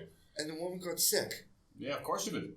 Because that was like right in her sink. The first apartment they tried to put me in China, in Jiangxia, and this was like foreign teacher apartment housing. It was in a dormitory where the entire floor was all teachers, foreign and Chinese and stuff. And I walked into the room, and it looked like somebody had taken a sledgehammer to the whole place. There was like rubble on the floor. And the whole place was destroyed. Absolutely destroyed. No furniture or anything. There was just a mattress. And I walk into the bathroom, and the toilet is filled to the rim with black sludge, and the water doesn't even run. And I would have walked out. No, and my boss turns to me and she goes, "It's nice, right? So, happy?" And I told her, I'm like, "You take me right back to the airport right now. I'm going back to America, and you're going to pay for my flight, or you're going to give me a better apartment." And the only apartment that was available was the dean's apartment that he sleeps in when he visits campus, and it was really nice, of course. So I lived there for a year. And I was at this one. I mean, it's unimaginable that she thinks I'm just gonna. She's accept like, it. Yeah, no, but she thought it was nice. She's like, "It's nice, right? You happy?" I'm like, you're not even existing in reality here. No, there's black sludge all over to the rim in the toilet. Doesn't flush. Just does nothing. It's like I've heard of places like that. That was like here in Wuhan. Only what, like 4 years ago? 4 years ago, yeah. Yeah. And like I said, The road in front of the university, they paved it twice in 10 months. Repaved it twice in 10 months. That's the quality, the build quality here. So when I told my student it's gonna take at least 2 generations, she was like, no, maybe 10 years. China's better than America. I'm like, what you don't understand is what percentage of the effort that this country is putting forward is totally redundant on a year-to-year basis. Where those construction workers in front of my university definitely have more important things to be doing. But instead they have to repave that goddamn road every 4 or 5 months because it's completely destroyed because it's made so shittily. And it's going to be made shittily again and again and again and again. And it's also with the driving as well. Like there are a lot of good Chinese drivers out there. I don't know about that. I've seen a lot, but there are also a lot, in my opinion, like the Wild West. Good Chinese, at least in Wuhan. Definitely Wuhan's an extreme example. Other cities definitely have a lot more order and a lot less chaos. But in Wuhan, the best drivers in Wuhan are the drivers who lose their license in a day in a Western country. You get pulled over, and the police officer doesn't even have words. They're like flabbergasted. They're like, "Give me your license," and they just cut it in half right there on the spot. And they're like, "You're under arrest. Get out of the car." It's like I know back in Canada, I'm just going to assume it's the same in the U.S. We make fun of women drivers. Sure. Classic joke. Here, especially with the taxi drivers, to be honest, I feel safer in a taxi driven by a woman. Oh, certainly, yes. Than a guy. All right, so the female taxi drivers are the only friendly taxi drivers in the city. Yeah. They're the only ones who won't give you shit. Who they've never tried to rob me. Maybe some people, but to this day, doesn't matter how old I'm going to be, I'm always going to remember my very first taxi ride here in China. Going down the straightaway, 110. 110 kilometers an hour. Yeah. So it's like 60, 65. Like, he's just gunning it. Yeah. Well, that's the thing. It's not gunning it. So this is something that the listeners need to understand about China, okay? 65 miles an hour is not gunning it in America. However, this person is driving a taxi that's probably 40 years old and it probably has 500,000 kilometers behind the dashboard. And the thing rattles and shakes like it's going to explode. At any moment. Once it gets over 50 miles an hour, it feels like literally a wheel is going to fly off. And nobody wears seatbelts except for the driver. Yeah, well, most of the cars don't even have a plug for the seatbelt. Yeah, so he just ties it off somewhere. Yeah. So all of a sudden, I see him on the phone with one hand. Uh-huh. He reaches over to the glove box, pops it, grabs a pack of smokes. I'm going, what the fuck? He's driving with his knees. Yeah. Then all of a sudden he turns into oncoming traffic. Yes. Classic China. Opens up the pack, gets a smoke, lights it, still swerving through oncoming traffic. I'm holding on going, if there is a God, let me survive and I will do my best do my best to go to church. And you never went to church? I went to church once. What about this? All right, that's classic China, what you just said. I'll give you some more classic China. When you're driving down a straight road and it's empty, let's say it's 2 lanes, okay? And a fucking half mile up, way in the distance, you can see there's a car parked on the right side of the road. So that car is taking up like 50% of the right-hand lane. And your driver is in the right-hand lane. There's no one behind you, there's no one in front of you. And he will go full speed toward that car until the very last second and then swerve violently out of the way to avoid the parked car. Yeah. Even though there's nobody around. And they will do that on motorcycles, they'll do that in cars, they'll do that into oncoming traffic, they'll do that into stationary anything. Yeah. There's no tolerance. Been part of that as well. There's no fucking tolerances at all. If anything goes wrong, everyone's fucked. Yeah. So, he could have turned to the left lane 10 fucking hours ago, but he didn't. And because of that, At the last second, he swerves, and if anything goes wrong, everyone's fucked. Yeah. If someone steps out of that car at the last second, they're fucked. If someone steps out from behind that car, they're fucked. In front? They're fucked. If another car comes up from behind us, and now we can't get left now, we're fucked. Yeah. So, as you know, we're in Guanggu. Classic China. We're in Guanggu area. Yeah. And the road that's up by the Hust, going towards Jiangsha. Yeah. The way, it's got the Walmart on it. Yeah. Okay, so I forget the name of that. Yeah. So, anyways, me and another Canadian woman, Marie, were taking a taxi back to our school because it was a Friday. Me and her finished at noon, so we decided to take the bus down to Guanggu, have a cup of coffee at the Starbucks. We get a phone call from a colleague saying we need you to come back. We forgot to tell you there's a staff meeting in the afternoon that we need both of you at. We're sorry, can't come back, so we're like, okay, let's jump in a taxi. This was before the subways got out there, before it got all built up, so it's, remember how it was. So we get in, taxi drivers gets onto that road and just starts flooring it. Mm-hmm. He gets to one intersection, about 200 meters before the intersection. We see this little minivan, one of those old vans, stolen in our lane. So 200 meters in, he slams on the brakes. And he's going at least 110, 120. Mm-hmm. So he slams on the brakes, locks up. Of course. Boom, T-bones him. My head bounces off the dashboard. Goddamn. My friend Marie off the metal grates. The first foot and a half of the car is gone. Smashed. It's all over in a million pretty little pieces on the ground. My side door, driver's door opens rather well. Of course. Mine is jammed. I boot fuck it just to get out. It opened about a few enough for me to suck in my gut. For the listener, I'm a hefty guy, a bit of a beer belly gut. He's extremely fit, 8-pack. So shredded, more like always covered in baby oil. So you had to suck in just to. Yeah. And even with my friend grabbed me, tugging, took me a few minutes to get out.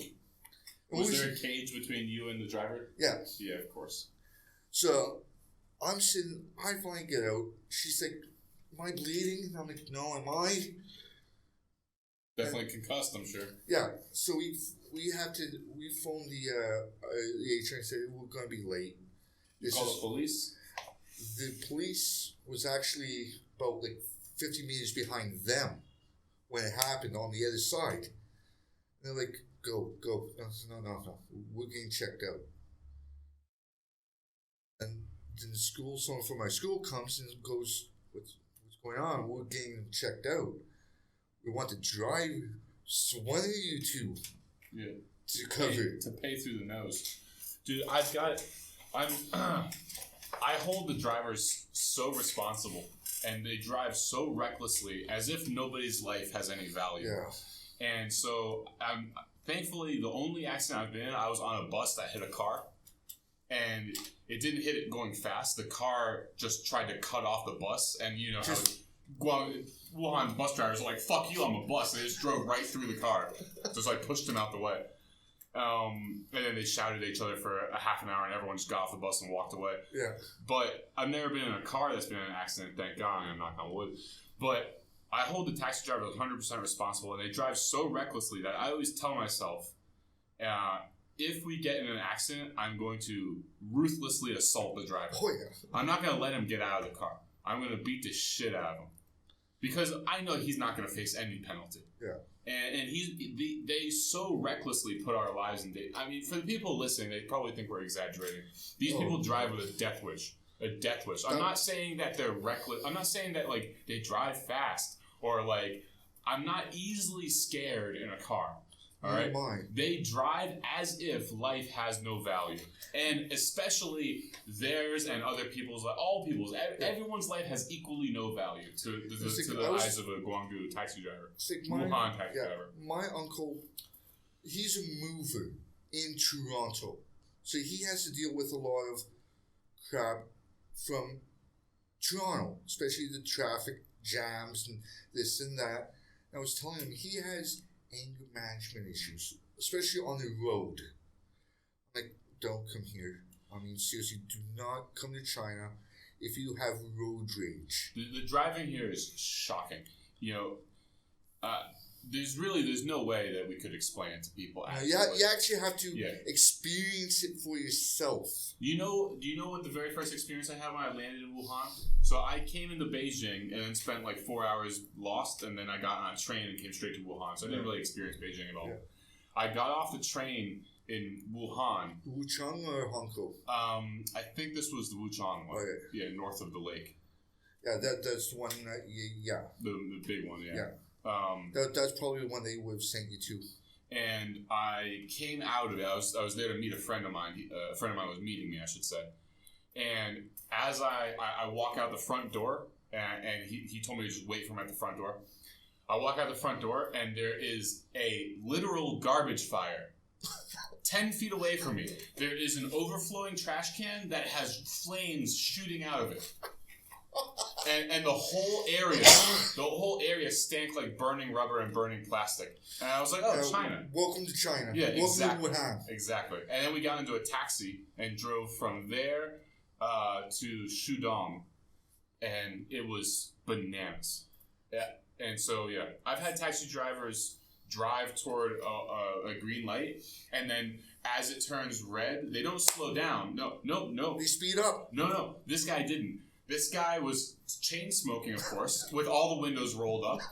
And he looks at me and goes, ha ha ha! And then he swerves and pops up onto the sidewalk and drives through a university courtyard. And like people are scattering in all directions. And then comes back off the sidewalk on the other side of the intersection to avoid the red light. Oh, I've seen that. I've also seen them do a sideways U-turn. Basically, they turn left and they do a U-E onto the other side, and they turn right again. Mm-hmm. Say, I beat the red light. No, you just broke the law. Yeah. I beat the red light. I'm proud of this. You're a piece of shit. Oh man. But I find that. Have you ever had a bus that you were on just stop in the middle of traffic and try to turn around? Yeah. And I try to do a U-turn. Yeah. Are you shitting me? I've also had.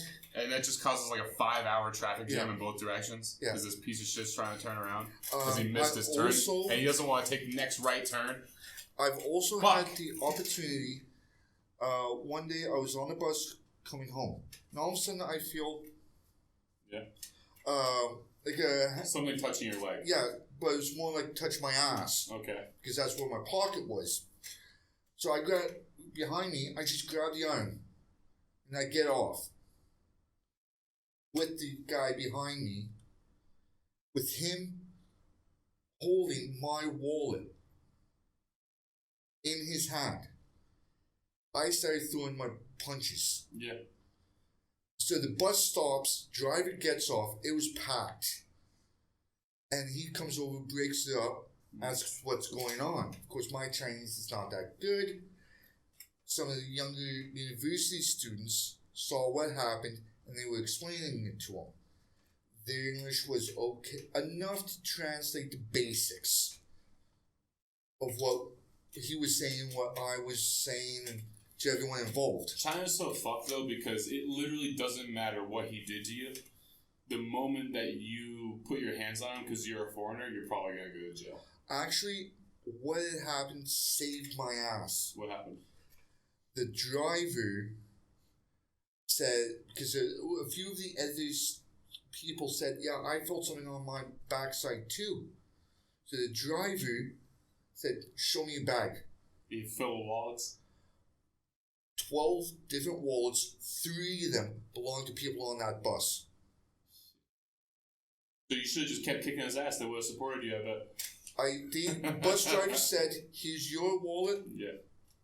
Go. Police are coming. We'll deal with it." Good.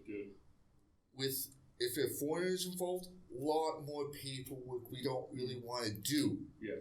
So you go, and one of the girls said, "I'll say that I caught him." Mm-hmm. And if he has a bloody lip or a bloody nose or something like that, you're gonna get 20 years in prison because you touched him. It wouldn't matter. It wouldn't matter if he hit you with a bottle or stabbed you. Yeah. The moment you touch him, you're going to jail. Yeah. But now that it's like in Shenzhen, there's the Good Samaritan law. Yeah. Which protects that's very recent. That was just last year. Actually, about two or 3 years ago. Within the past 2 or 3. Okay. I would say 2 at the earliest. Yeah. Because I remember when I got here, people were getting the scam where they jump in front of cars to get insurance money. Yeah. That was still really common. Oh yeah. Really, really common. So I remember one time this one guy down in Shenzhen. He sees this woman getting a pistol, so he's running after the guy. They run into the mall, and he basically football tackles him. Mm-hmm. Guy that he tackled tried to sue the guy for tackling him and causing him to break his arm. Mm-hmm. And then people are going, no. You're the one that broke the law. He's the one that was trying to save. Yada. Trying to fix the situation. So, guy went up against to the judge. Judge kind of laughed it out of court. Went, no, you broke the law. He saved the day. Why is he's not going to get punished for it? Have a good day, sir. Yeah, that's good. I'm glad that they're finally implementing that stuff. The Good Samaritan law needs to be enforced because more people will do good if they get. Well, it's not just a Good Samaritan law; they also get paid for it. Yeah, there's that. There's the incentive, but what most people here in China don't do is help each other because they are afraid of getting held accountable. Is it because they're afraid, or do they actually not care? For a variety of spending a significant amount of time in a Wuhan taxi, or spending a significant amount of time reading Chinese news, you could easily get the impression that they just don't care about each other. There's that. The value of human life is just very low here, and they just don't care. You could argue that as well. You could be forgiven if that's your assumption. That could be one assumption. But for a lot of it, if you see a guy with a broken leg or on the street and you try and help him, they're afraid that they're going to be held responsible for that damage. When I got here, I remember Chinese people saying that they could only rely on a foreigner for help because a Chinese person would never get involved. Because one of 2 reasons. One, they feel that they will get held accountable. 2, it might be a scam. Yeah. Like a lot of these beggars you see at the bus stops. I've heard that they're controlled by gangs. It's like, I remember one time... Like, a gang will steal a child, break its legs, and then go use the child to make money on the street begging. There was this one woman over here at the Guanggu. It was on the other side by the actual Grand Ocean Mall bus stop. And so me and my friend are going back home on the 903. Okay. That goes out. Yeah, it goes way out there. And 973 goes out there as well. And so we go out and we're waiting for this bus and we see this one woman hunchback with a limp with crutches. So we both give her like a couple kwai. We see the buses come by packed. We're like, and to be honest, it wasn't until I came to China. I lived in Toronto before coming to China, but it wasn't until I came to China that I started feeling claustrophobic. Oh yeah, especially on the buses. It's awful. Well, I don't know how tall you are, but I'm about 5'7", 5'8", give or take. I'm 6'4", and I used to take the 789 to my school, and that's a double-decker. Yeah. And the only place I could stand was on the staircase.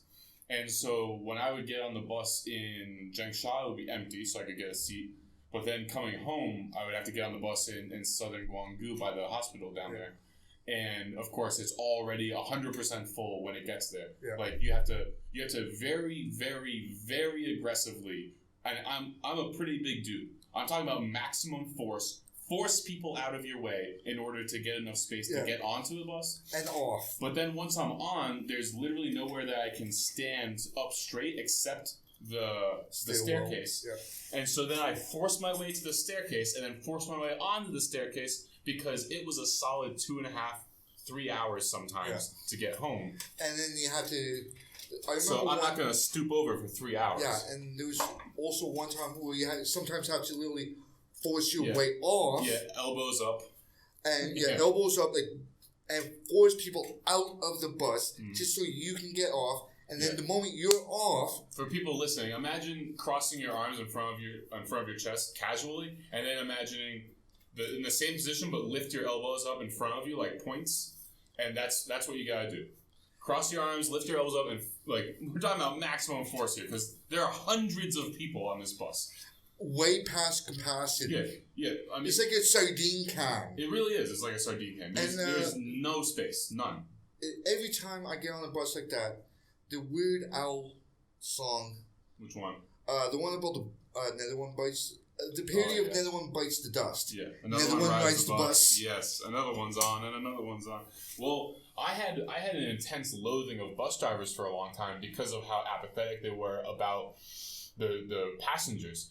The amount of times, I don't know how much you've ridden bus, I assume quite a lot since you've been here so long, they stop and start so aggressively that I've seen so many people go face first down the staircase. It's unbelievable. Like old people, young people. It doesn't matter if there's an 8-year-old woman who just took her first step down the staircase.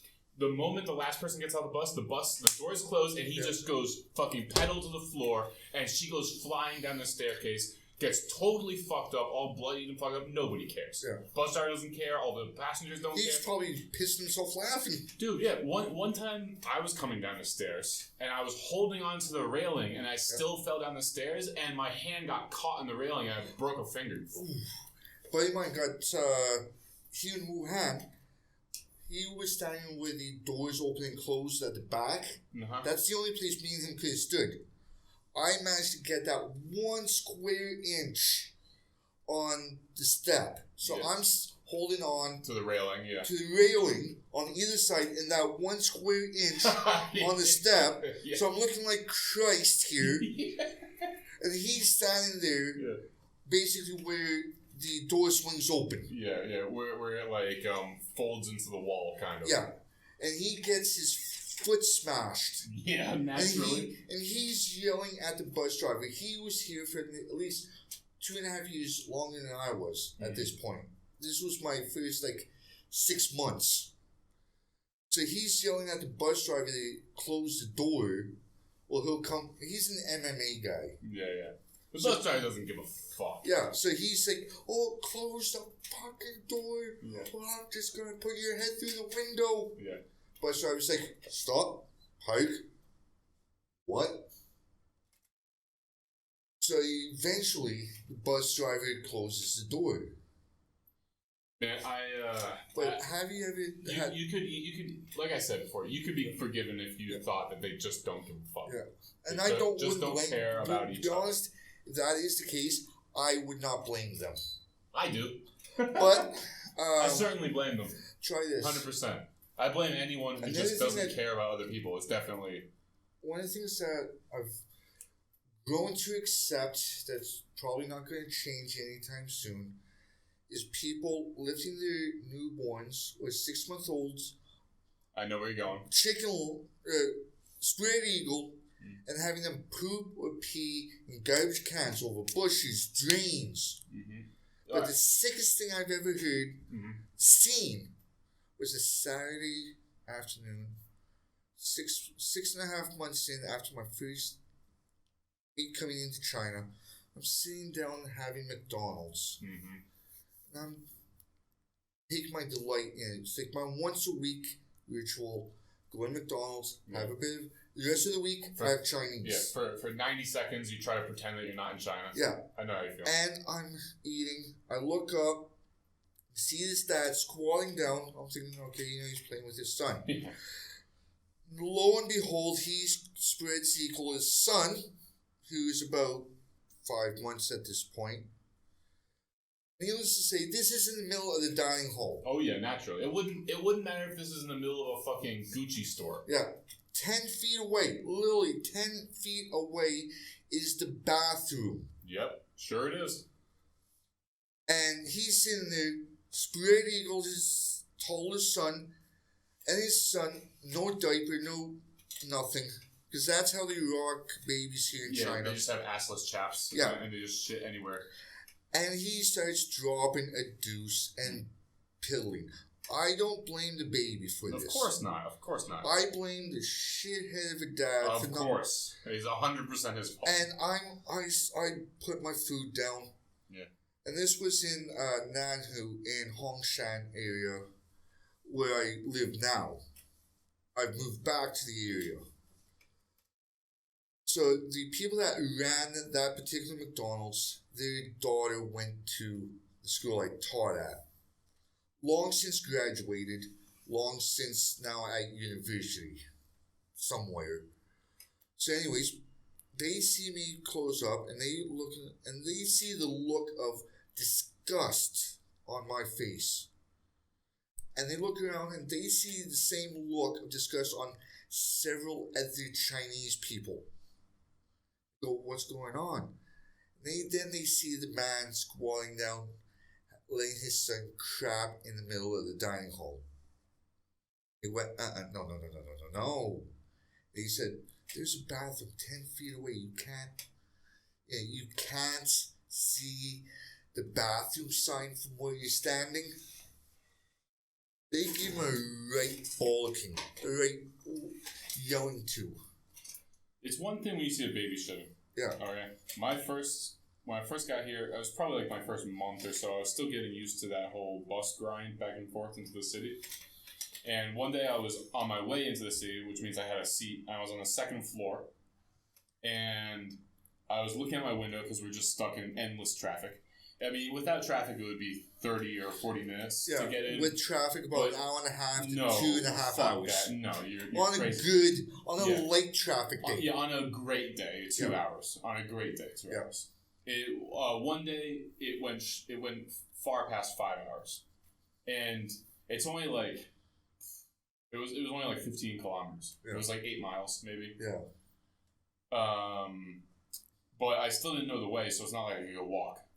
Yeah. And they didn't have like English DD or English Baidu or anything like that at the time. But anyway, and so we're stuck in endless traffic. Haven't moved in an age outside the apartment. And I'm looking out my window, and at the side of the road, there's like, that grass medium, and on the other side there's sidewalk. Yeah. But on the inside of the grass medium, on the street side of it, there's grates, sewer grates. Yeah. There's a man right next to our bus. So I'm looking right down at him at like a very slight angle. He's a young man, maybe his mid-20s, late 20s, in a black suit with a white shirt and a black tie, and he's got a leather briefcase. And his pants are pulled down to his knees, and he's squatting. He's just shitting a storm into that sewer drain. Middle of the day, it was probably like 12 o'clock. And he doesn't even wipe, just finishes blowing shit out, just pulls his pants up, does his belt, and walks away. And so I was looking out the window, I was like, what the fuck am I doing here?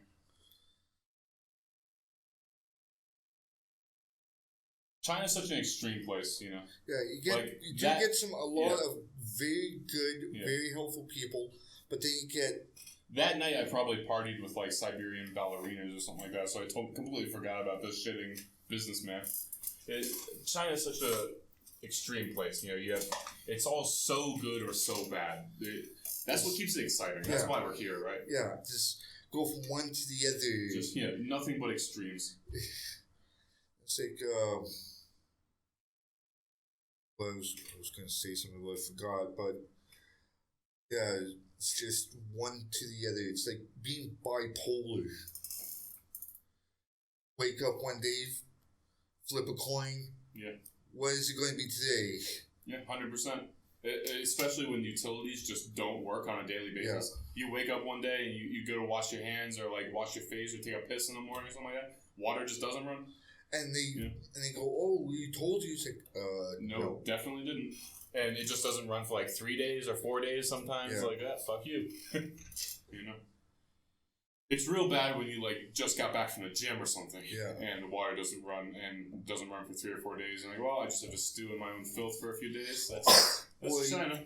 Or you go out to the store, you pick up like the 4 liters, and that's the thing. You're the last one. You're the last one to hear about it. So when you go to the store that afternoon, they're sold out already. Or the little tiny little 300 milliliter bottles. Yeah, you buy a whole case of them. And you dab yourself with the wet naps. Yeah, wet naps. You wash yourself with a wet nap. That's China. Classic. Or you go to like Burger King or McDonald's and use their sink. Mm-hmm. And most of the people they're going, it's normal, especially the 24-hour places.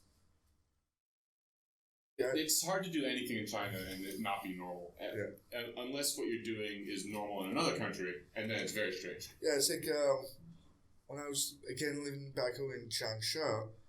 God, Changsha's awful. There's that little town just past Changsha. Yeah. I decide to... The mountains down there, right? Like Lushan Mountain or whatever it's called? So I go out there. I go to the end of 903. And I get out. And I'm walking around. And I'm getting thirsty. So I open my bag. I brought with me a bottle of Jack Daniels. Okay. And I'm walking around drinking my whiskey. Drinking it right from the bottle. Right from the bottle. Those are the moments where you're like, God damn, I love China. Yeah.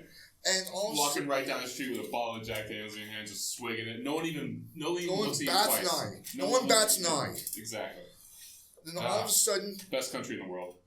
Then all of a sudden, a police cruiser stops.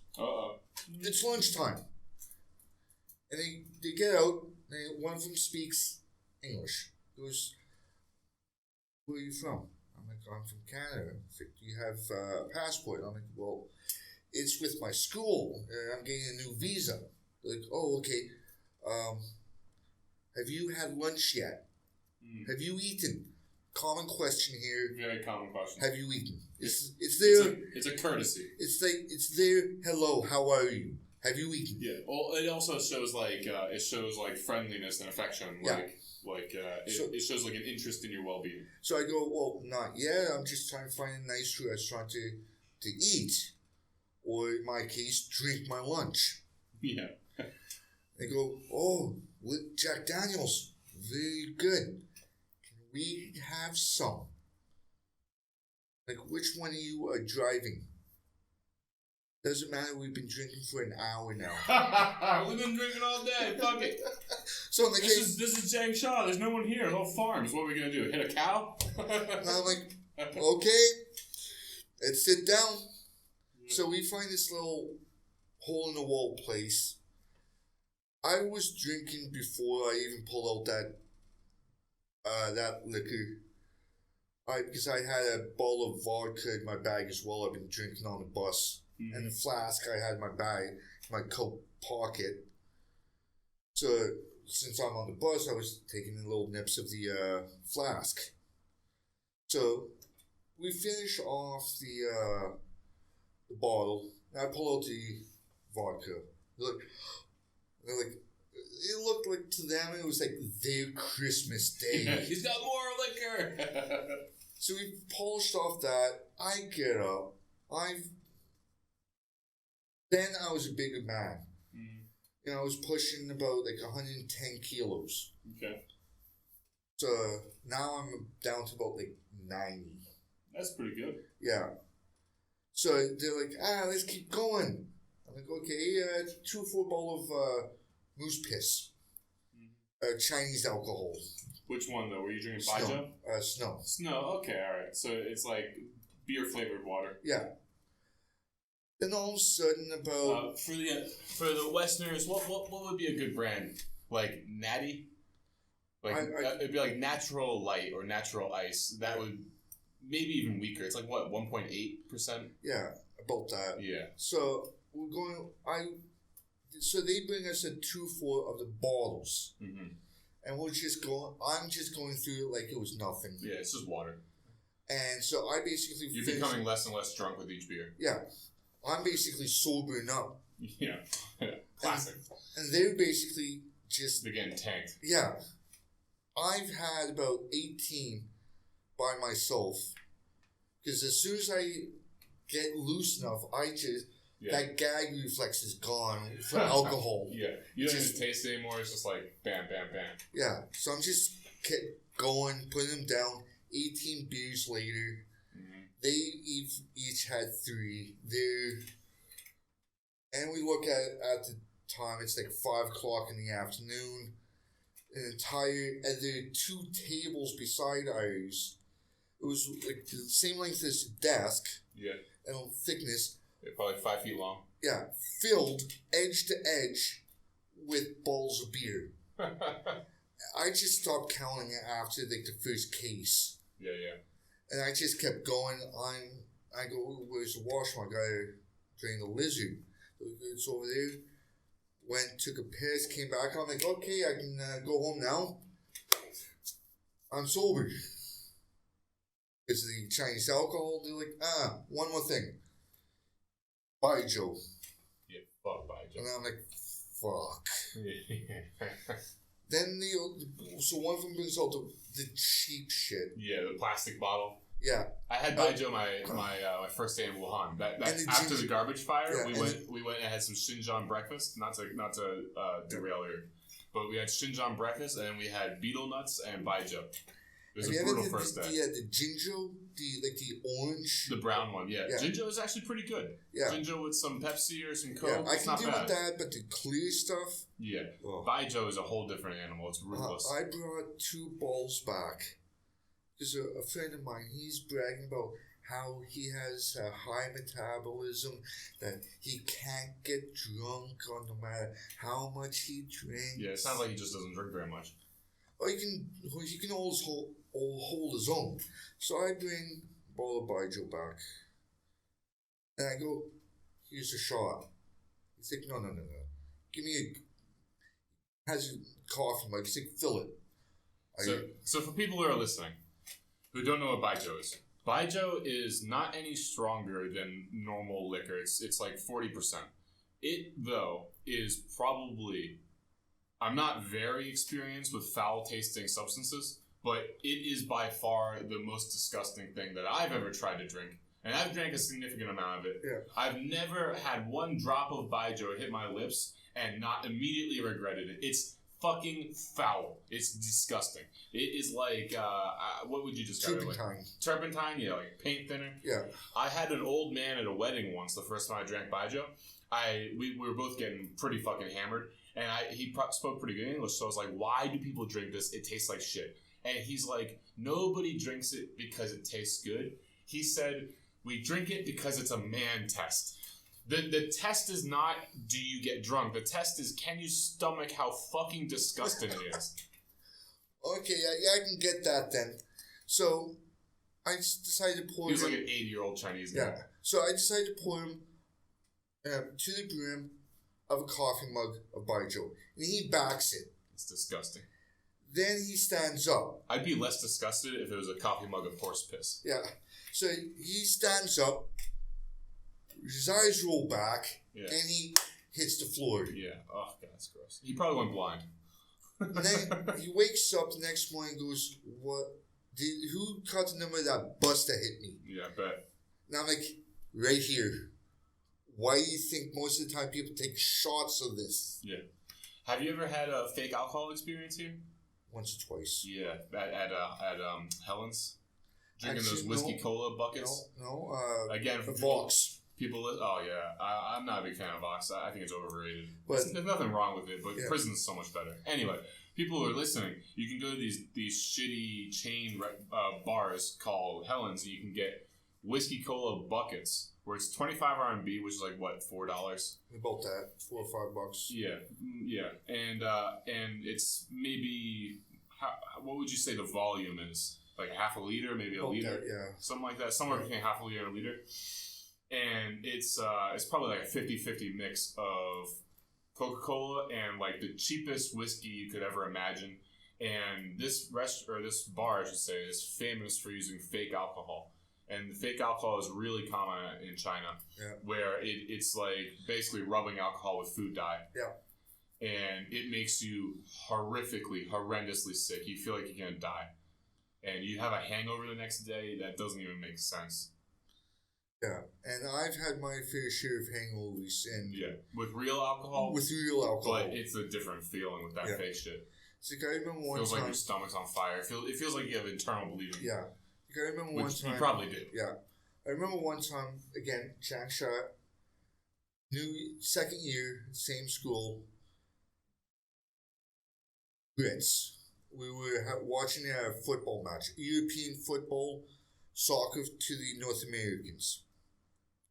So we're watching a Premier League match at my friend's place, and I bring down my bottle of wine, white wine, my vodka, and a 12 pack of beer, Budweiser.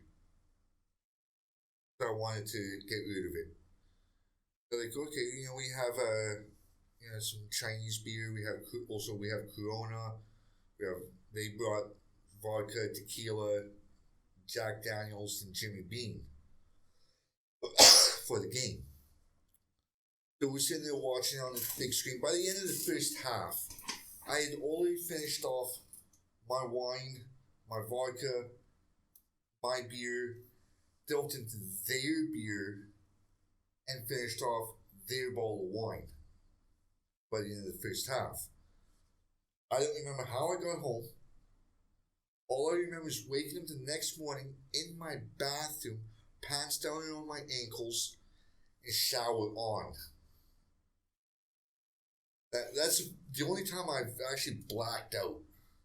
Yeah. I don't think I've blacked out in China, but I've had some nights that they get so aggressive. When you meet Chinese people who are trying to like host you, the nights spiral into some of the most aggressive, and in terms of alcohol, probably the most aggressive drinking nights I've ever had. Where you get to the bar and like one beer by yourself or like with one friend turns into a case of beer at a table with Chinese people, and the beer turns into whiskey, and the whiskey turns into flaming sambuca shots. Yeah. And then they try to press you to drink baijiu because they know everyone thinks it's disgusting and they think it's hilarious. And then before you know it, you're at a nightclub and people are buying bottles of champagne and you're just chugging bottles of champagne. Yeah. And it gets so aggressive so quickly. And you don't pay for any of it. Yeah. It's nuts. And I also found this out one time. I was down in Dongguan, famous for its hookers down there. Hookers? Didn't know that until I moved there. But you found out. Yes. So anyways, me and a couple guys went out drinking. Okay. And they're like, Terry, you speak some Chinese, right? And I'm like, enough to get by. And as the night wore on, my Chinese got better. Naturally. And 3 to 4 o'clock in the morning, we find ourselves at this open all night hole in the wall restaurant. They said, yeah, you can drink here, but you just have to buy something. Yeah. So we ordered a big plate of fried rice. Nice. That's so good. 45 kwai, and then this big massive plate of fried rice. Oh god, chow mein and chow fan is so good. Yeah. The street stuff. So we're sitting there, and this guy comes in, starts talking in Chinese. I'm talking with him, he's talking with me. The other guys are going, what's he saying? And I look at them, deer caught in the headlight kind of look and went, what? The guy turns to me and says, what are these things? I go, I don't know. I don't understand them. The guy's like, but you're a foreigner. Like, yeah, but that doesn't mean I can understand them. I've been drinking. So at the end of the night, he said, what's your name? I want to meet you again. I want to take you out for dinner. I'm like, well, my roommate's going to hate me, but my name is Brandon. Here's my phone number. So I gave him my roommate's name and my roommate's phone number. Classic. And went, yeah, show up anytime. I once went drinking with this big group of people, and I got really, really drunk. So I didn't remember this until I was told very recently. I still can't remember the night of drinking, but I remember I was sleeping on a friend's couch. It was this American and Canadian guy who were sharing a huge apartment in Hungshan. And the Canadian guy had gone home early from that night of drinking. And me and the American guy, I think this Russian guy might have been with us. When we got back to the to the apartment, the Canadian had left hours and hours earlier because he got absolutely smashed. He was asleep in the hallway outside of the apartment, and he had taken his clothes off to lay on the cold tile because I guess he had forgotten his key or something like that, and his phone was dead, and he couldn't like bang on the door loud enough to wake up one of the dude's girlfriends who was sleeping in the apartment, so he just slept in the hall. And God, I wish I could remember the night that led up to that, because that would be such a good, complete story. But I remember the three of us, when we were coming up the elevator, we were talking about him. We were like, we hope he made it back okay, because he was really drunk when he left the apartment, or left the bar. Hopefully he made it back okay. Yeah, he made it back. He just didn't get into the apartment. So he's just laying in the hallway for like 4 or 5 hours. I did wake up also in Dongguan. Woke up leaning against a cement wall behind some trees and some bushes. Mm-hmm. Apparently, I like a block and a half from my place. And after, apparently, same evening before leading up to that, apparently I looked at one coworker and said, "You have the face that would be perfect for birth control." Just for like unprompted, you said that? Yeah, I was for no reason. It's like I had finished late just for fun from work, and everyone else was out drinking at this place, and they said, "Oh, you're 6 beers behind." So I'm like, "Okay, give me 7." Yeah. I just backed them naturally. And as the evening wore on, my inhibitions. These stories almost make me miss drinking. Almost. My inhibitions, that little door that says you're not supposed to say that. That's rude. Yeah. Just the enemy say door off its hinges. Yeah. Don't say that. Don't do that. Don't throw that. Yeah, that door is gone. It's like, you want to throw it?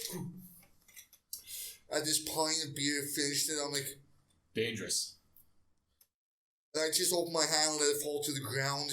Dude, not to sidetrack, but you just reminded me. I heard that there was a place in China that's famous that has like a tradition where you drink alcohol out of clay pots, out of like small clay bowls, and then part of the tradition is you ganbei, which means bottoms up. You finish the bowl and then you smash it on the ground. I've heard of that. I just can't remember where. Yeah, I've heard of it a bunch of times. I can't remember where either. Okay. I've always wanted to go to one of those places and see how much I can smash. Have you ever been to Kunming? Kunming? No. Now, wait, Kunming? In Yunnan province. Yeah. Yes, I have been there, yeah. Then have you been to the Midget Village? No, I have not been to the Midget Village. You should. You should go there? Yeah. Great place. Yes, a lot of people are pissed off that, it's exploitation of... Yeah. I think you're not supposed to use the word midget either. Well, little person. I don't know if that's I don't think there is a good word for it. People McNuggets? Oh, that's definitely not the one. That's definitely not the one. No, that's not the right one, but the below... The height challenged. Okay. But to me, it gives them a job. Most of these people would not have... They would be out begging. At least here in China. China's pretty ruthless like that. Yeah, they probably wouldn't be hired for anything. But here, they would actually have a job, a place to live. Yes, they have to sing and dance, but a lot of them are going, well, it's at least dignity, self-respect. Yeah. Well, a lot of normal-sized people sing and dance as well. Yeah. So. And like every day, there's like the king of dwarves gives a little speech. Shit. Maybe they should just create their own empire and break away from China. Yeah. Create their own dwarven kingdom. Yeah. Start digging them. Yeah. And mining. Yeah. Good weapons. Yeah, break away from China. Fight dragons. Whatever. Yeah. And maybe size some hobbits. Mm-hmm. What are some other good China drinking stories you got? One boss of mine used to loved blueberry wine from Sicily. Had one drink and went, nope, this is fake. That doesn't sound real. Like he loved blueberry wine from Sicily. I'm like, no, wine is good from Sicily. Blueberry wine? You're hiding your masculinity. And he goes, I'm a man. Yeah, so is Michael Jackson. Dude, I remember when before I came here to work, I came here and just traveled and visiting friends and stuff and just cruising around. And one night while I was in Wuhan, I was still getting used to how crazy China's laws are, and like I still couldn't believe that you could drink in public. Yeah. There's just no laws around that. And so it was me and this American, Canadian, Russian guy, the same crew. And we pre-gamed at this American guy's apartment. And then we all got 4 packs of tall boys for the very, very short taxi ride to prison. We all finished the beers, got to prison. We walked in, and it was a pretty empty night that night. Like it hadn't picked up yet, and so that alcove in the wall, you know what I'm talking about, with the couches, was open.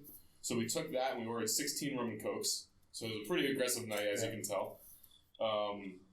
Brought the drinks to the table. I remember I dropped a couple of them on the way. We were already pretty drunk at that point, so it didn't matter. And then when we got to the table, the Russian guy started haggling with the owner of the business, the owner of prison, over a bottle of absinthe, trying to get a deal on the absinthe bottle. And he ended up getting the deal, but like in classic China fashion, the 800 kwai bottle, we got it for 200, and the only caveat of the deal was that the owner was allowed to come and drink with us at our table. Because there's a bunch of foreigners, and she thought it was interesting, I guess. And so we start throwing back absinthe, and again, the Canadian takes one shot of absinthe, and he dips out. He was already really drunk at that point, so he doesn't need a bunch of absinthe shots. Yeah. So he goes home. The rest of us, the 3 of us, go out and get some chow mein and come back, and then we polish off the absinthe bottle. And then there's a massive fucking bar fight. These 4 Middle Eastern guys get in a fight with like 7 or 8 Chinese guys. And these Chinese guys are getting bottled, and there's fucking chairs and tables going back and forth. And you guys step in?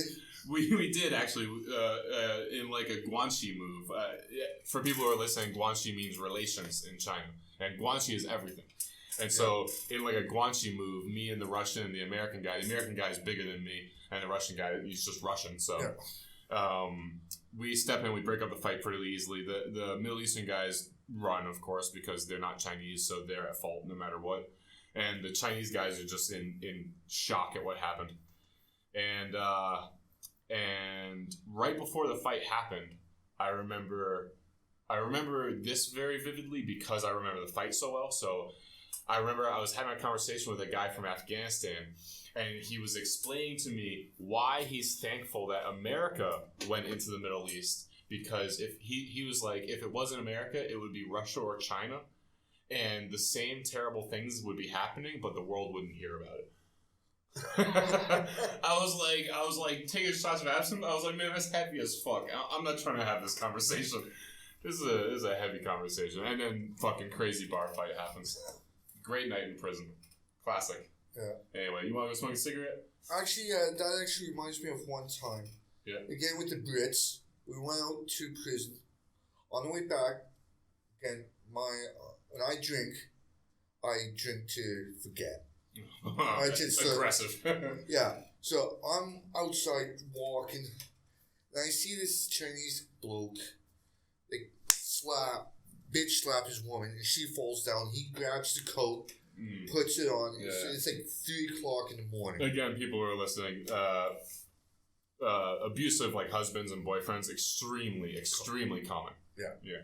So I'm like, guys, get a taxi, I'll be right back. Like, Terry, no. We know what you're going to do. Just get the taxi and make sure someone's here to catch me. I walk over and I hear Liam, you get the taxi. I'll make sure he doesn't do anything stupid. I walk over, tap the guy on the shoulder. He looks over. Elbow him straight to the jaw. He drops. Like, that's for hitting a woman. Then the woman gets up and starts yelling and screaming at me and hitting me. Classic China. I'm like, shut up, bitch. I'm doing this for you. You know what she was saying, right? I don't know how your Chinese was at the moment, so I'm not sure if you actually understood. But if I had to guess, I would say that she was screaming at you something along the lines of, "This is China, you don't understand." Yeah. Yeah. So I'm like, I turn around. My friend Simon grabs a hold of me. He's like, okay, come on, Romeo. Let's go. Yeah. Classic. Yeah. So that's what you get for getting involved. Yeah. and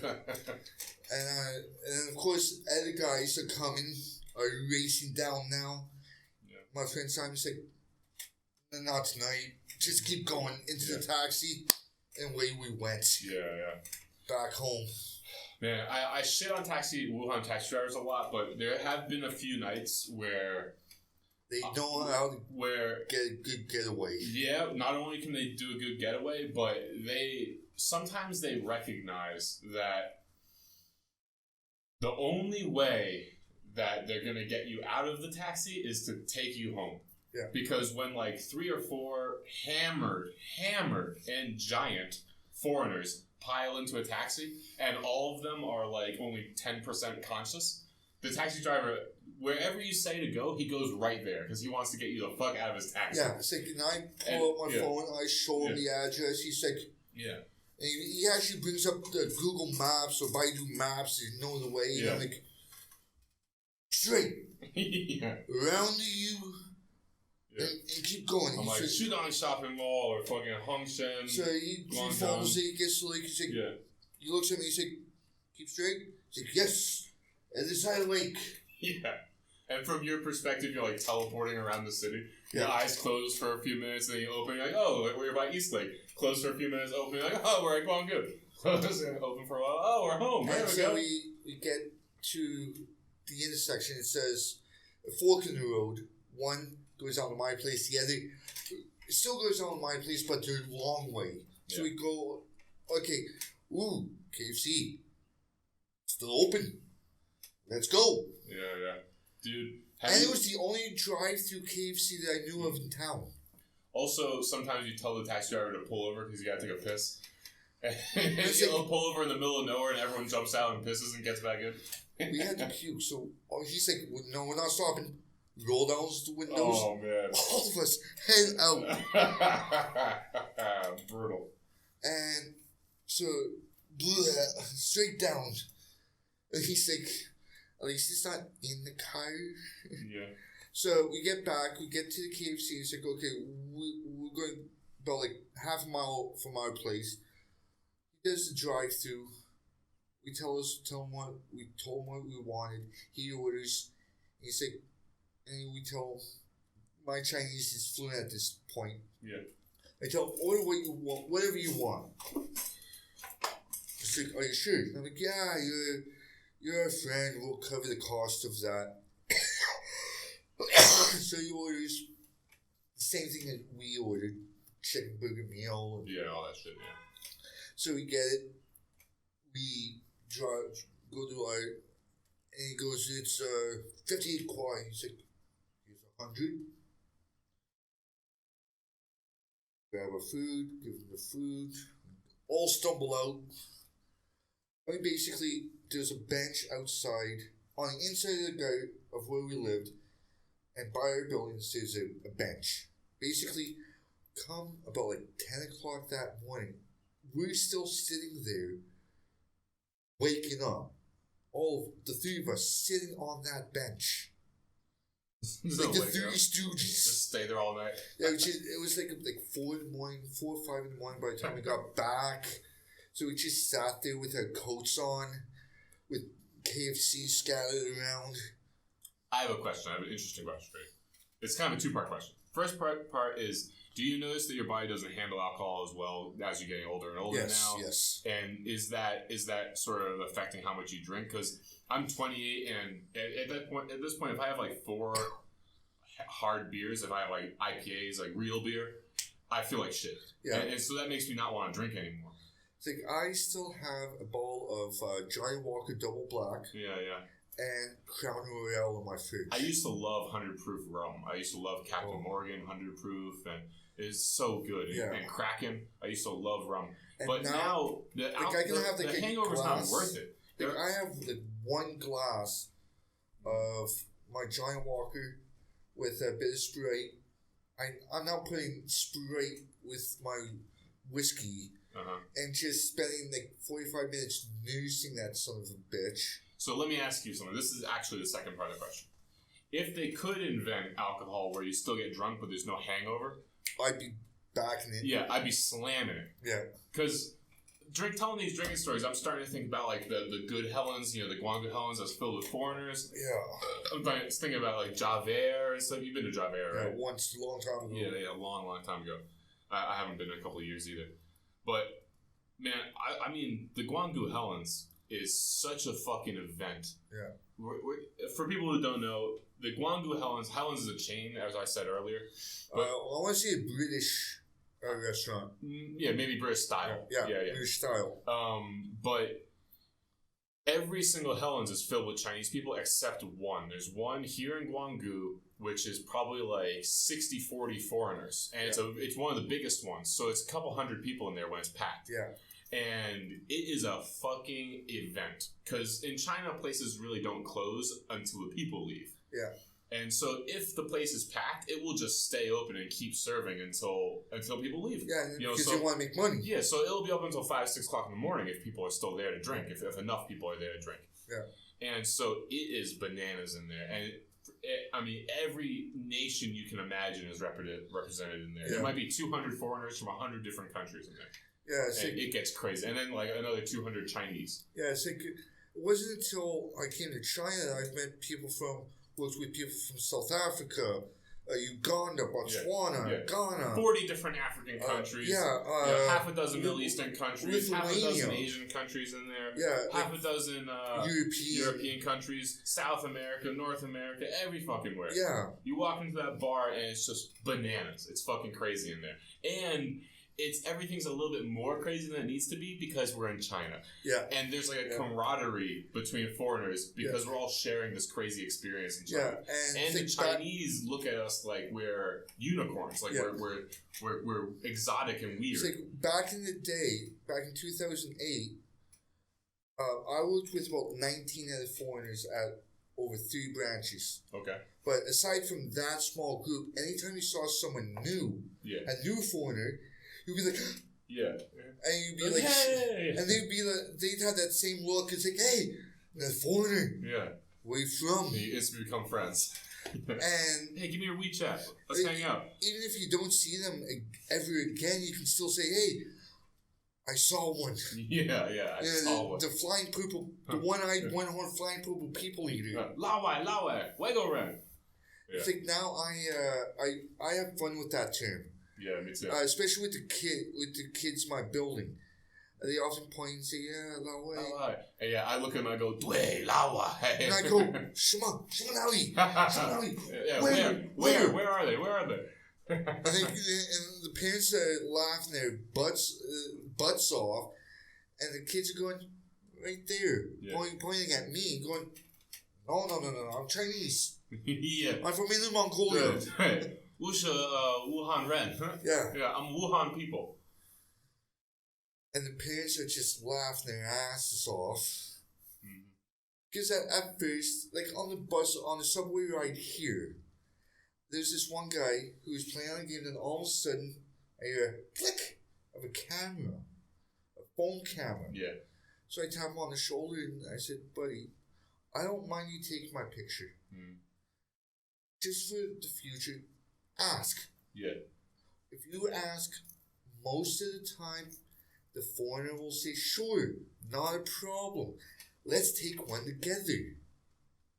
They won't mind if you ask. I have a friend who he used to have a habit of pretending to get offended at bars when Chinese people take a picture of him, and then he'll very obviously not be serious about it, and he'll be like, "Did you take my picture?" And the Chinese people are like, "Yes," and he'll say, "That's 100 RMB." He's like, "I don't let anyone take my picture for free," and then he'll say, "Oh no, I'm joking." I think I heard someone at the door.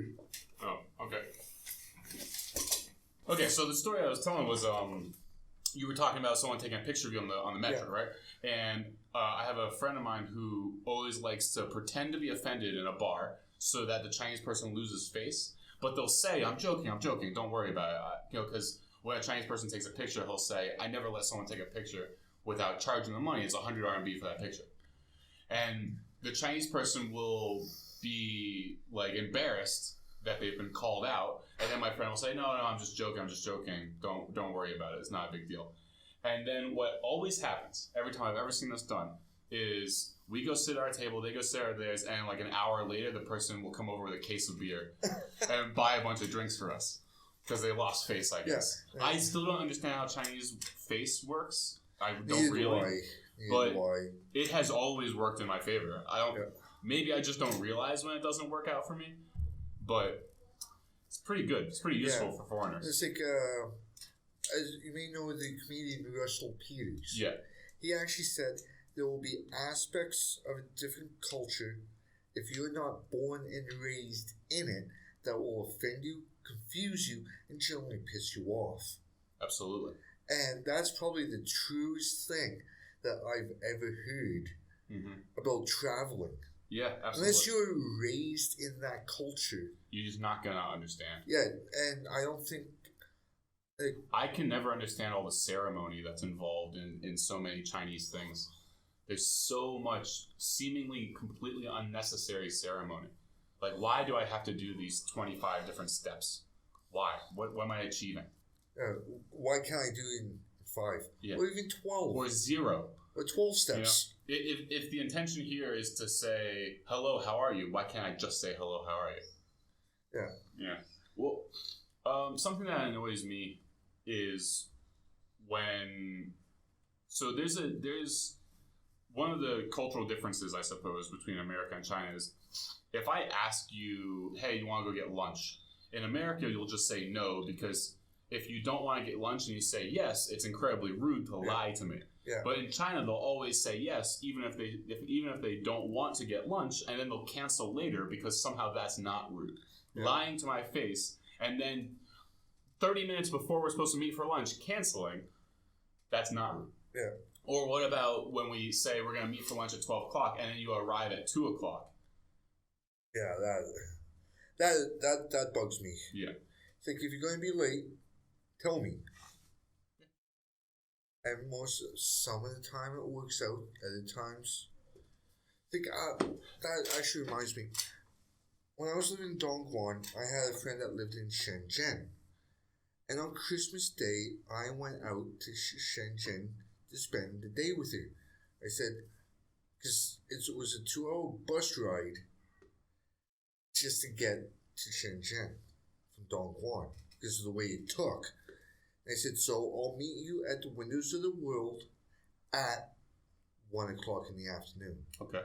Because she said it'll take me about the same amount of time to get there on the metro from where I am. Because I have to take a bus to the closest metro, and from there about another hour on the metro. Problem. I'm waiting there until 3 o'clock in the afternoon. I phone up and say, where are you? Oh, I'm just leaving. Well, surprisingly, so am I. I'm going home. You want to hang? You're the one that wanted to hang out. And I came from another city. The least you could have done is showing up on time, or at least told me. She phones me up for New Year's Day. I'm like, I'm sorry, but I'm drinking. I'm going to this Indian restaurant and having a few drinks and watching entertainment. It's New Year's Eve.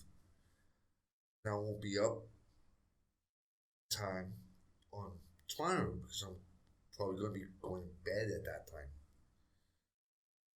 So we go, and she's all pissed off. And she's like, well, blah, blah, blah. You're the one that wanted me to come to another city to meet you. Yeah. At least you could have done is showing up on time. Or at least within a half an hour, not a few hours later.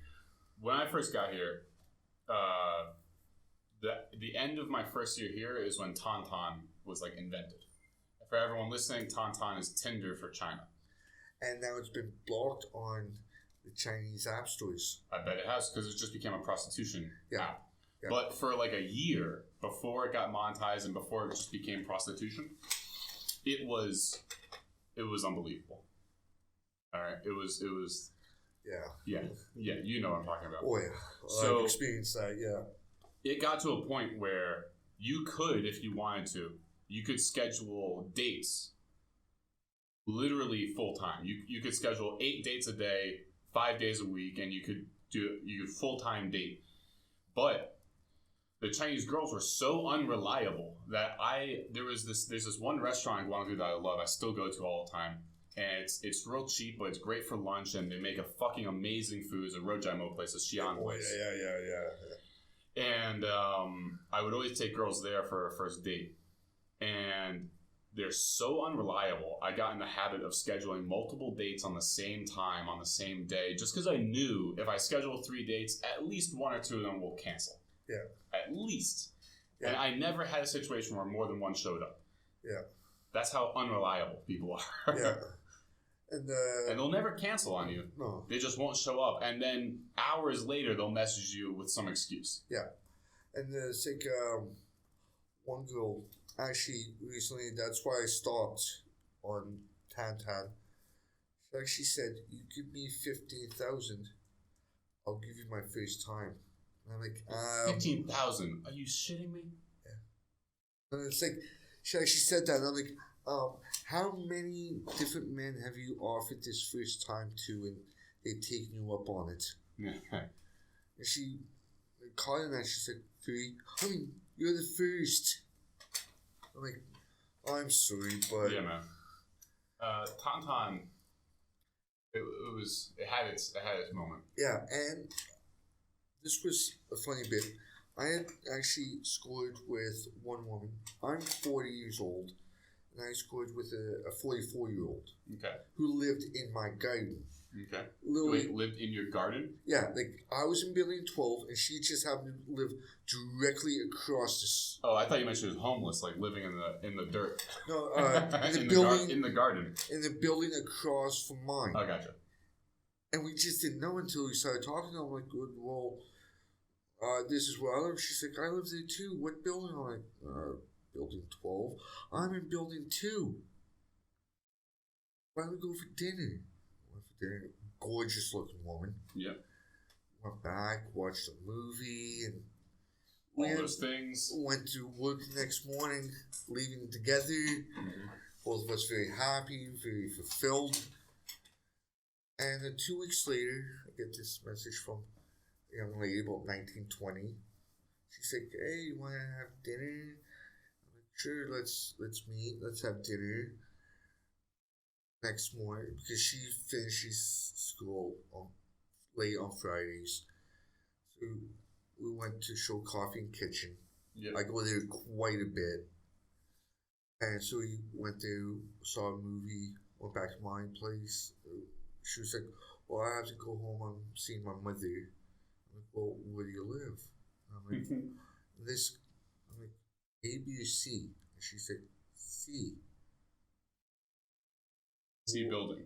C area. Because there's A district, B district, and D. And I'm like, what building? 2.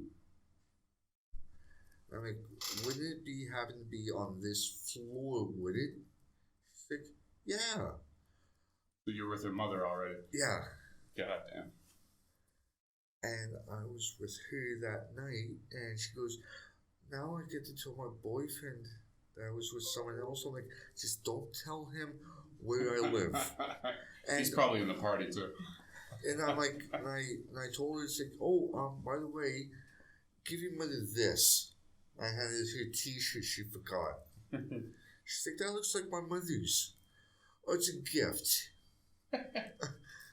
Dude, you meet some incredibly crazy people here. Yeah. You really do. Oh, a buddy of mine had this wild one in Jinhua, like Yiwu, basically. They went to the sauna. In order to get out of paying an 85 kwai bill for entrance into the sauna, a massage, stuff like that, she pretended that something she drank paralyzed her. I don't understand. What's the... She went rigid, fell down, and said that it was something that she drank at the spa. Like she was poisoned? Yeah. And it's like, take her to the hospital. Oh, I don't want to go to the hospital. They're going to kill me there. Jesus. And my friend's standing there going, what? He looked at the owners and went, here's the money I owe for my spa treatment. Thank you very much. It was very nice.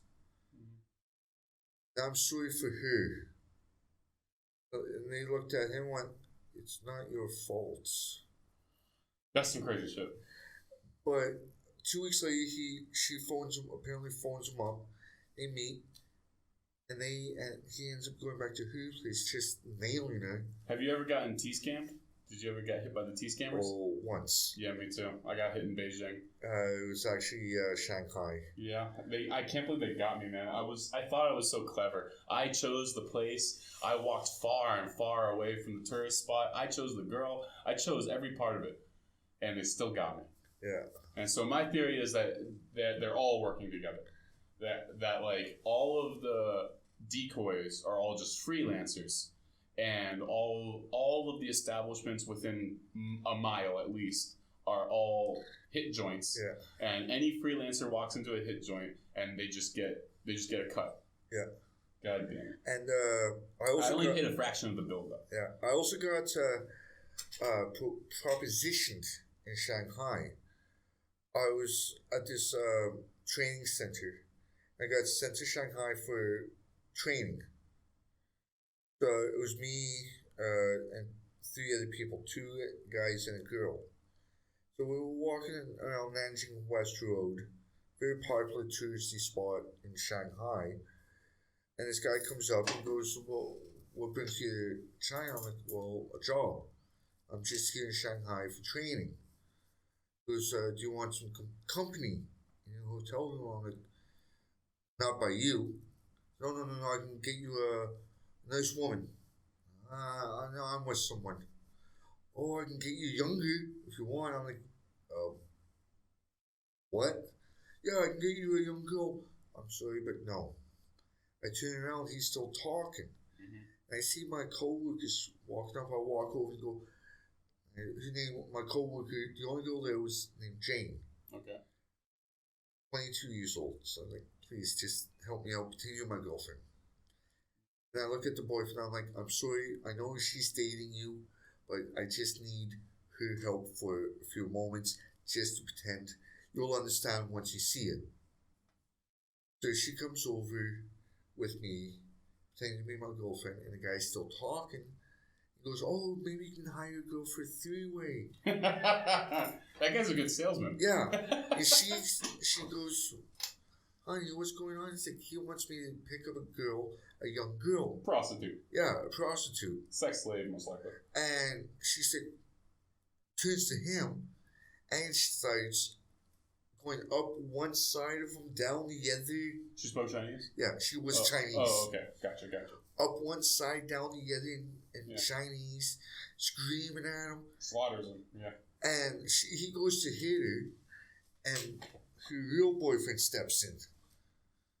Then the police get involved, and he gets arrested. Sweet. And so it was a happy ending. Yeah. And she goes, you owe me dinner. Not the happy endings that he usually peddles. Yeah. But she goes, you owe me dinner. Yeah, I bet you do. So I said, okay, how about this? And I said, how about that restaurant right there? Nanjing West Road, nice little food in that area. That's where you got T-scammed? No. It was a few weeks later where I had to go back for additional training. So we go in and we get a nice dinner, and they actually served an actual nice steak, 2.5 inches thick. Nice. 450, 500, why, but worth it. No, it's not. But when you're in China for a long time, it is. But yeah. And damn. one summer, A little piece of quality meat, $50 for. But anyways, I was at the SeaWorld in Shanghai. This was after about like 6.5 years not having an actual, real, juicy frankfurter. Oh yeah. Outside SeaWorld, there was a hot dog stand. Nice. And I'm going, I want 4. I think the only hot dog I had in China was in Xi'an. I think it was some German guy had like a little alcove in the wall, and he was selling like German sausages and buns. Yeah, it's pretty good actually. So I would never eat a hot dog in America, but it's something about being in China, like where you you crave these things. Western foods. Yeah, you miss the like mac and cheese. Yes, dude. KD. I was just like walking down the street the other day and I smelled mac and cheese. Oh, yeah. Of course, it wasn't mac and cheese. It was just some China stink that happened to kind of smell like mac and cheese, so it made me think about it. And yeah, all I could think of was like Kraft mac and cheese. Like, oh my god. Well, you can make it yourself. Oh, what a pain in the ass it is. And you're going to have like a $50 bowl of mac and cheese. Yeah. It's hardly worth it. Yeah. But you can make it with, it will be worth the feeling of going, hey, I had a bowl of mac and cheese. Yeah, from time to time. Yeah. But a couple of years ago, a buddy of mine sent me a care package. What was in it? Kraft dinner. Oh. 5 boxes of Kraft dinner. Nice. But, asshole he was, he took out the cheese packets. What a bastard.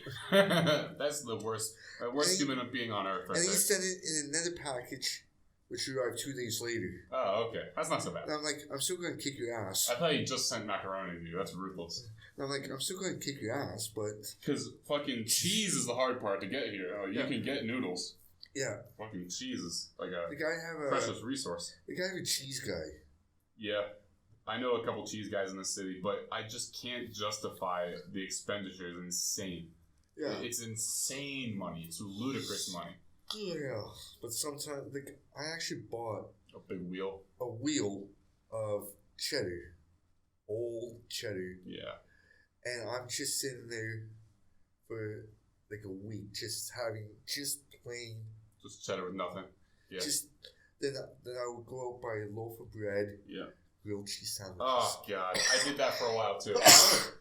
There's a little grocery store on campus here, and they just sell like random food. Like no matter how well food sells, they don't restock it. It's just random.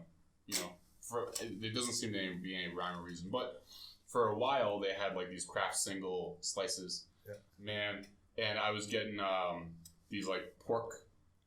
They were selling. It's a cut of pork I never had in America before, but it's like the scapula. It's like the muscle that attaches the back, the shoulder blade to the back. It's a really good cut of meat. I never had it before, but I was having just a big slab of pork every day with a grilled cheese sandwich, and I did that for like 3 weeks, a month. It was great. It was one of the best diets I've ever had. Or if I would substitute the pork with some poached eggs. Fucking great. Well, actually, kids, I made a Monte Cristo. What's that? French toast. Okay. Deli sliced meat. Cheese. That sounds fucking great. So it's basically French toast mixed with deli sliced meat with grilled cheese. Well, I think that's where we should end this podcast. I don't think we're gonna get higher than that. Yeah, that's fucking epic. With maple syrup, with a little bit of butter, on it as well. Yeah. Fuck. All right. Well, now I'm hungry. I'm gonna order some Chinese shit on Olema. Yeah. So I go ahead. I might stop at McDonald's on the way home. That's a good stop. All right. Thank you very much for coming on the podcast, Perry. My pleasure. Thank you very much. I appreciate it. And thank you everyone for listening. It's been another episode of Bullshit and Video Games. Do all that good stuff down below. Like, share, subscribe, comment, blah, blah, blah. Catch you in the next episode. Take care. Bye-bye. How am I gonna find man I'm supposed to be?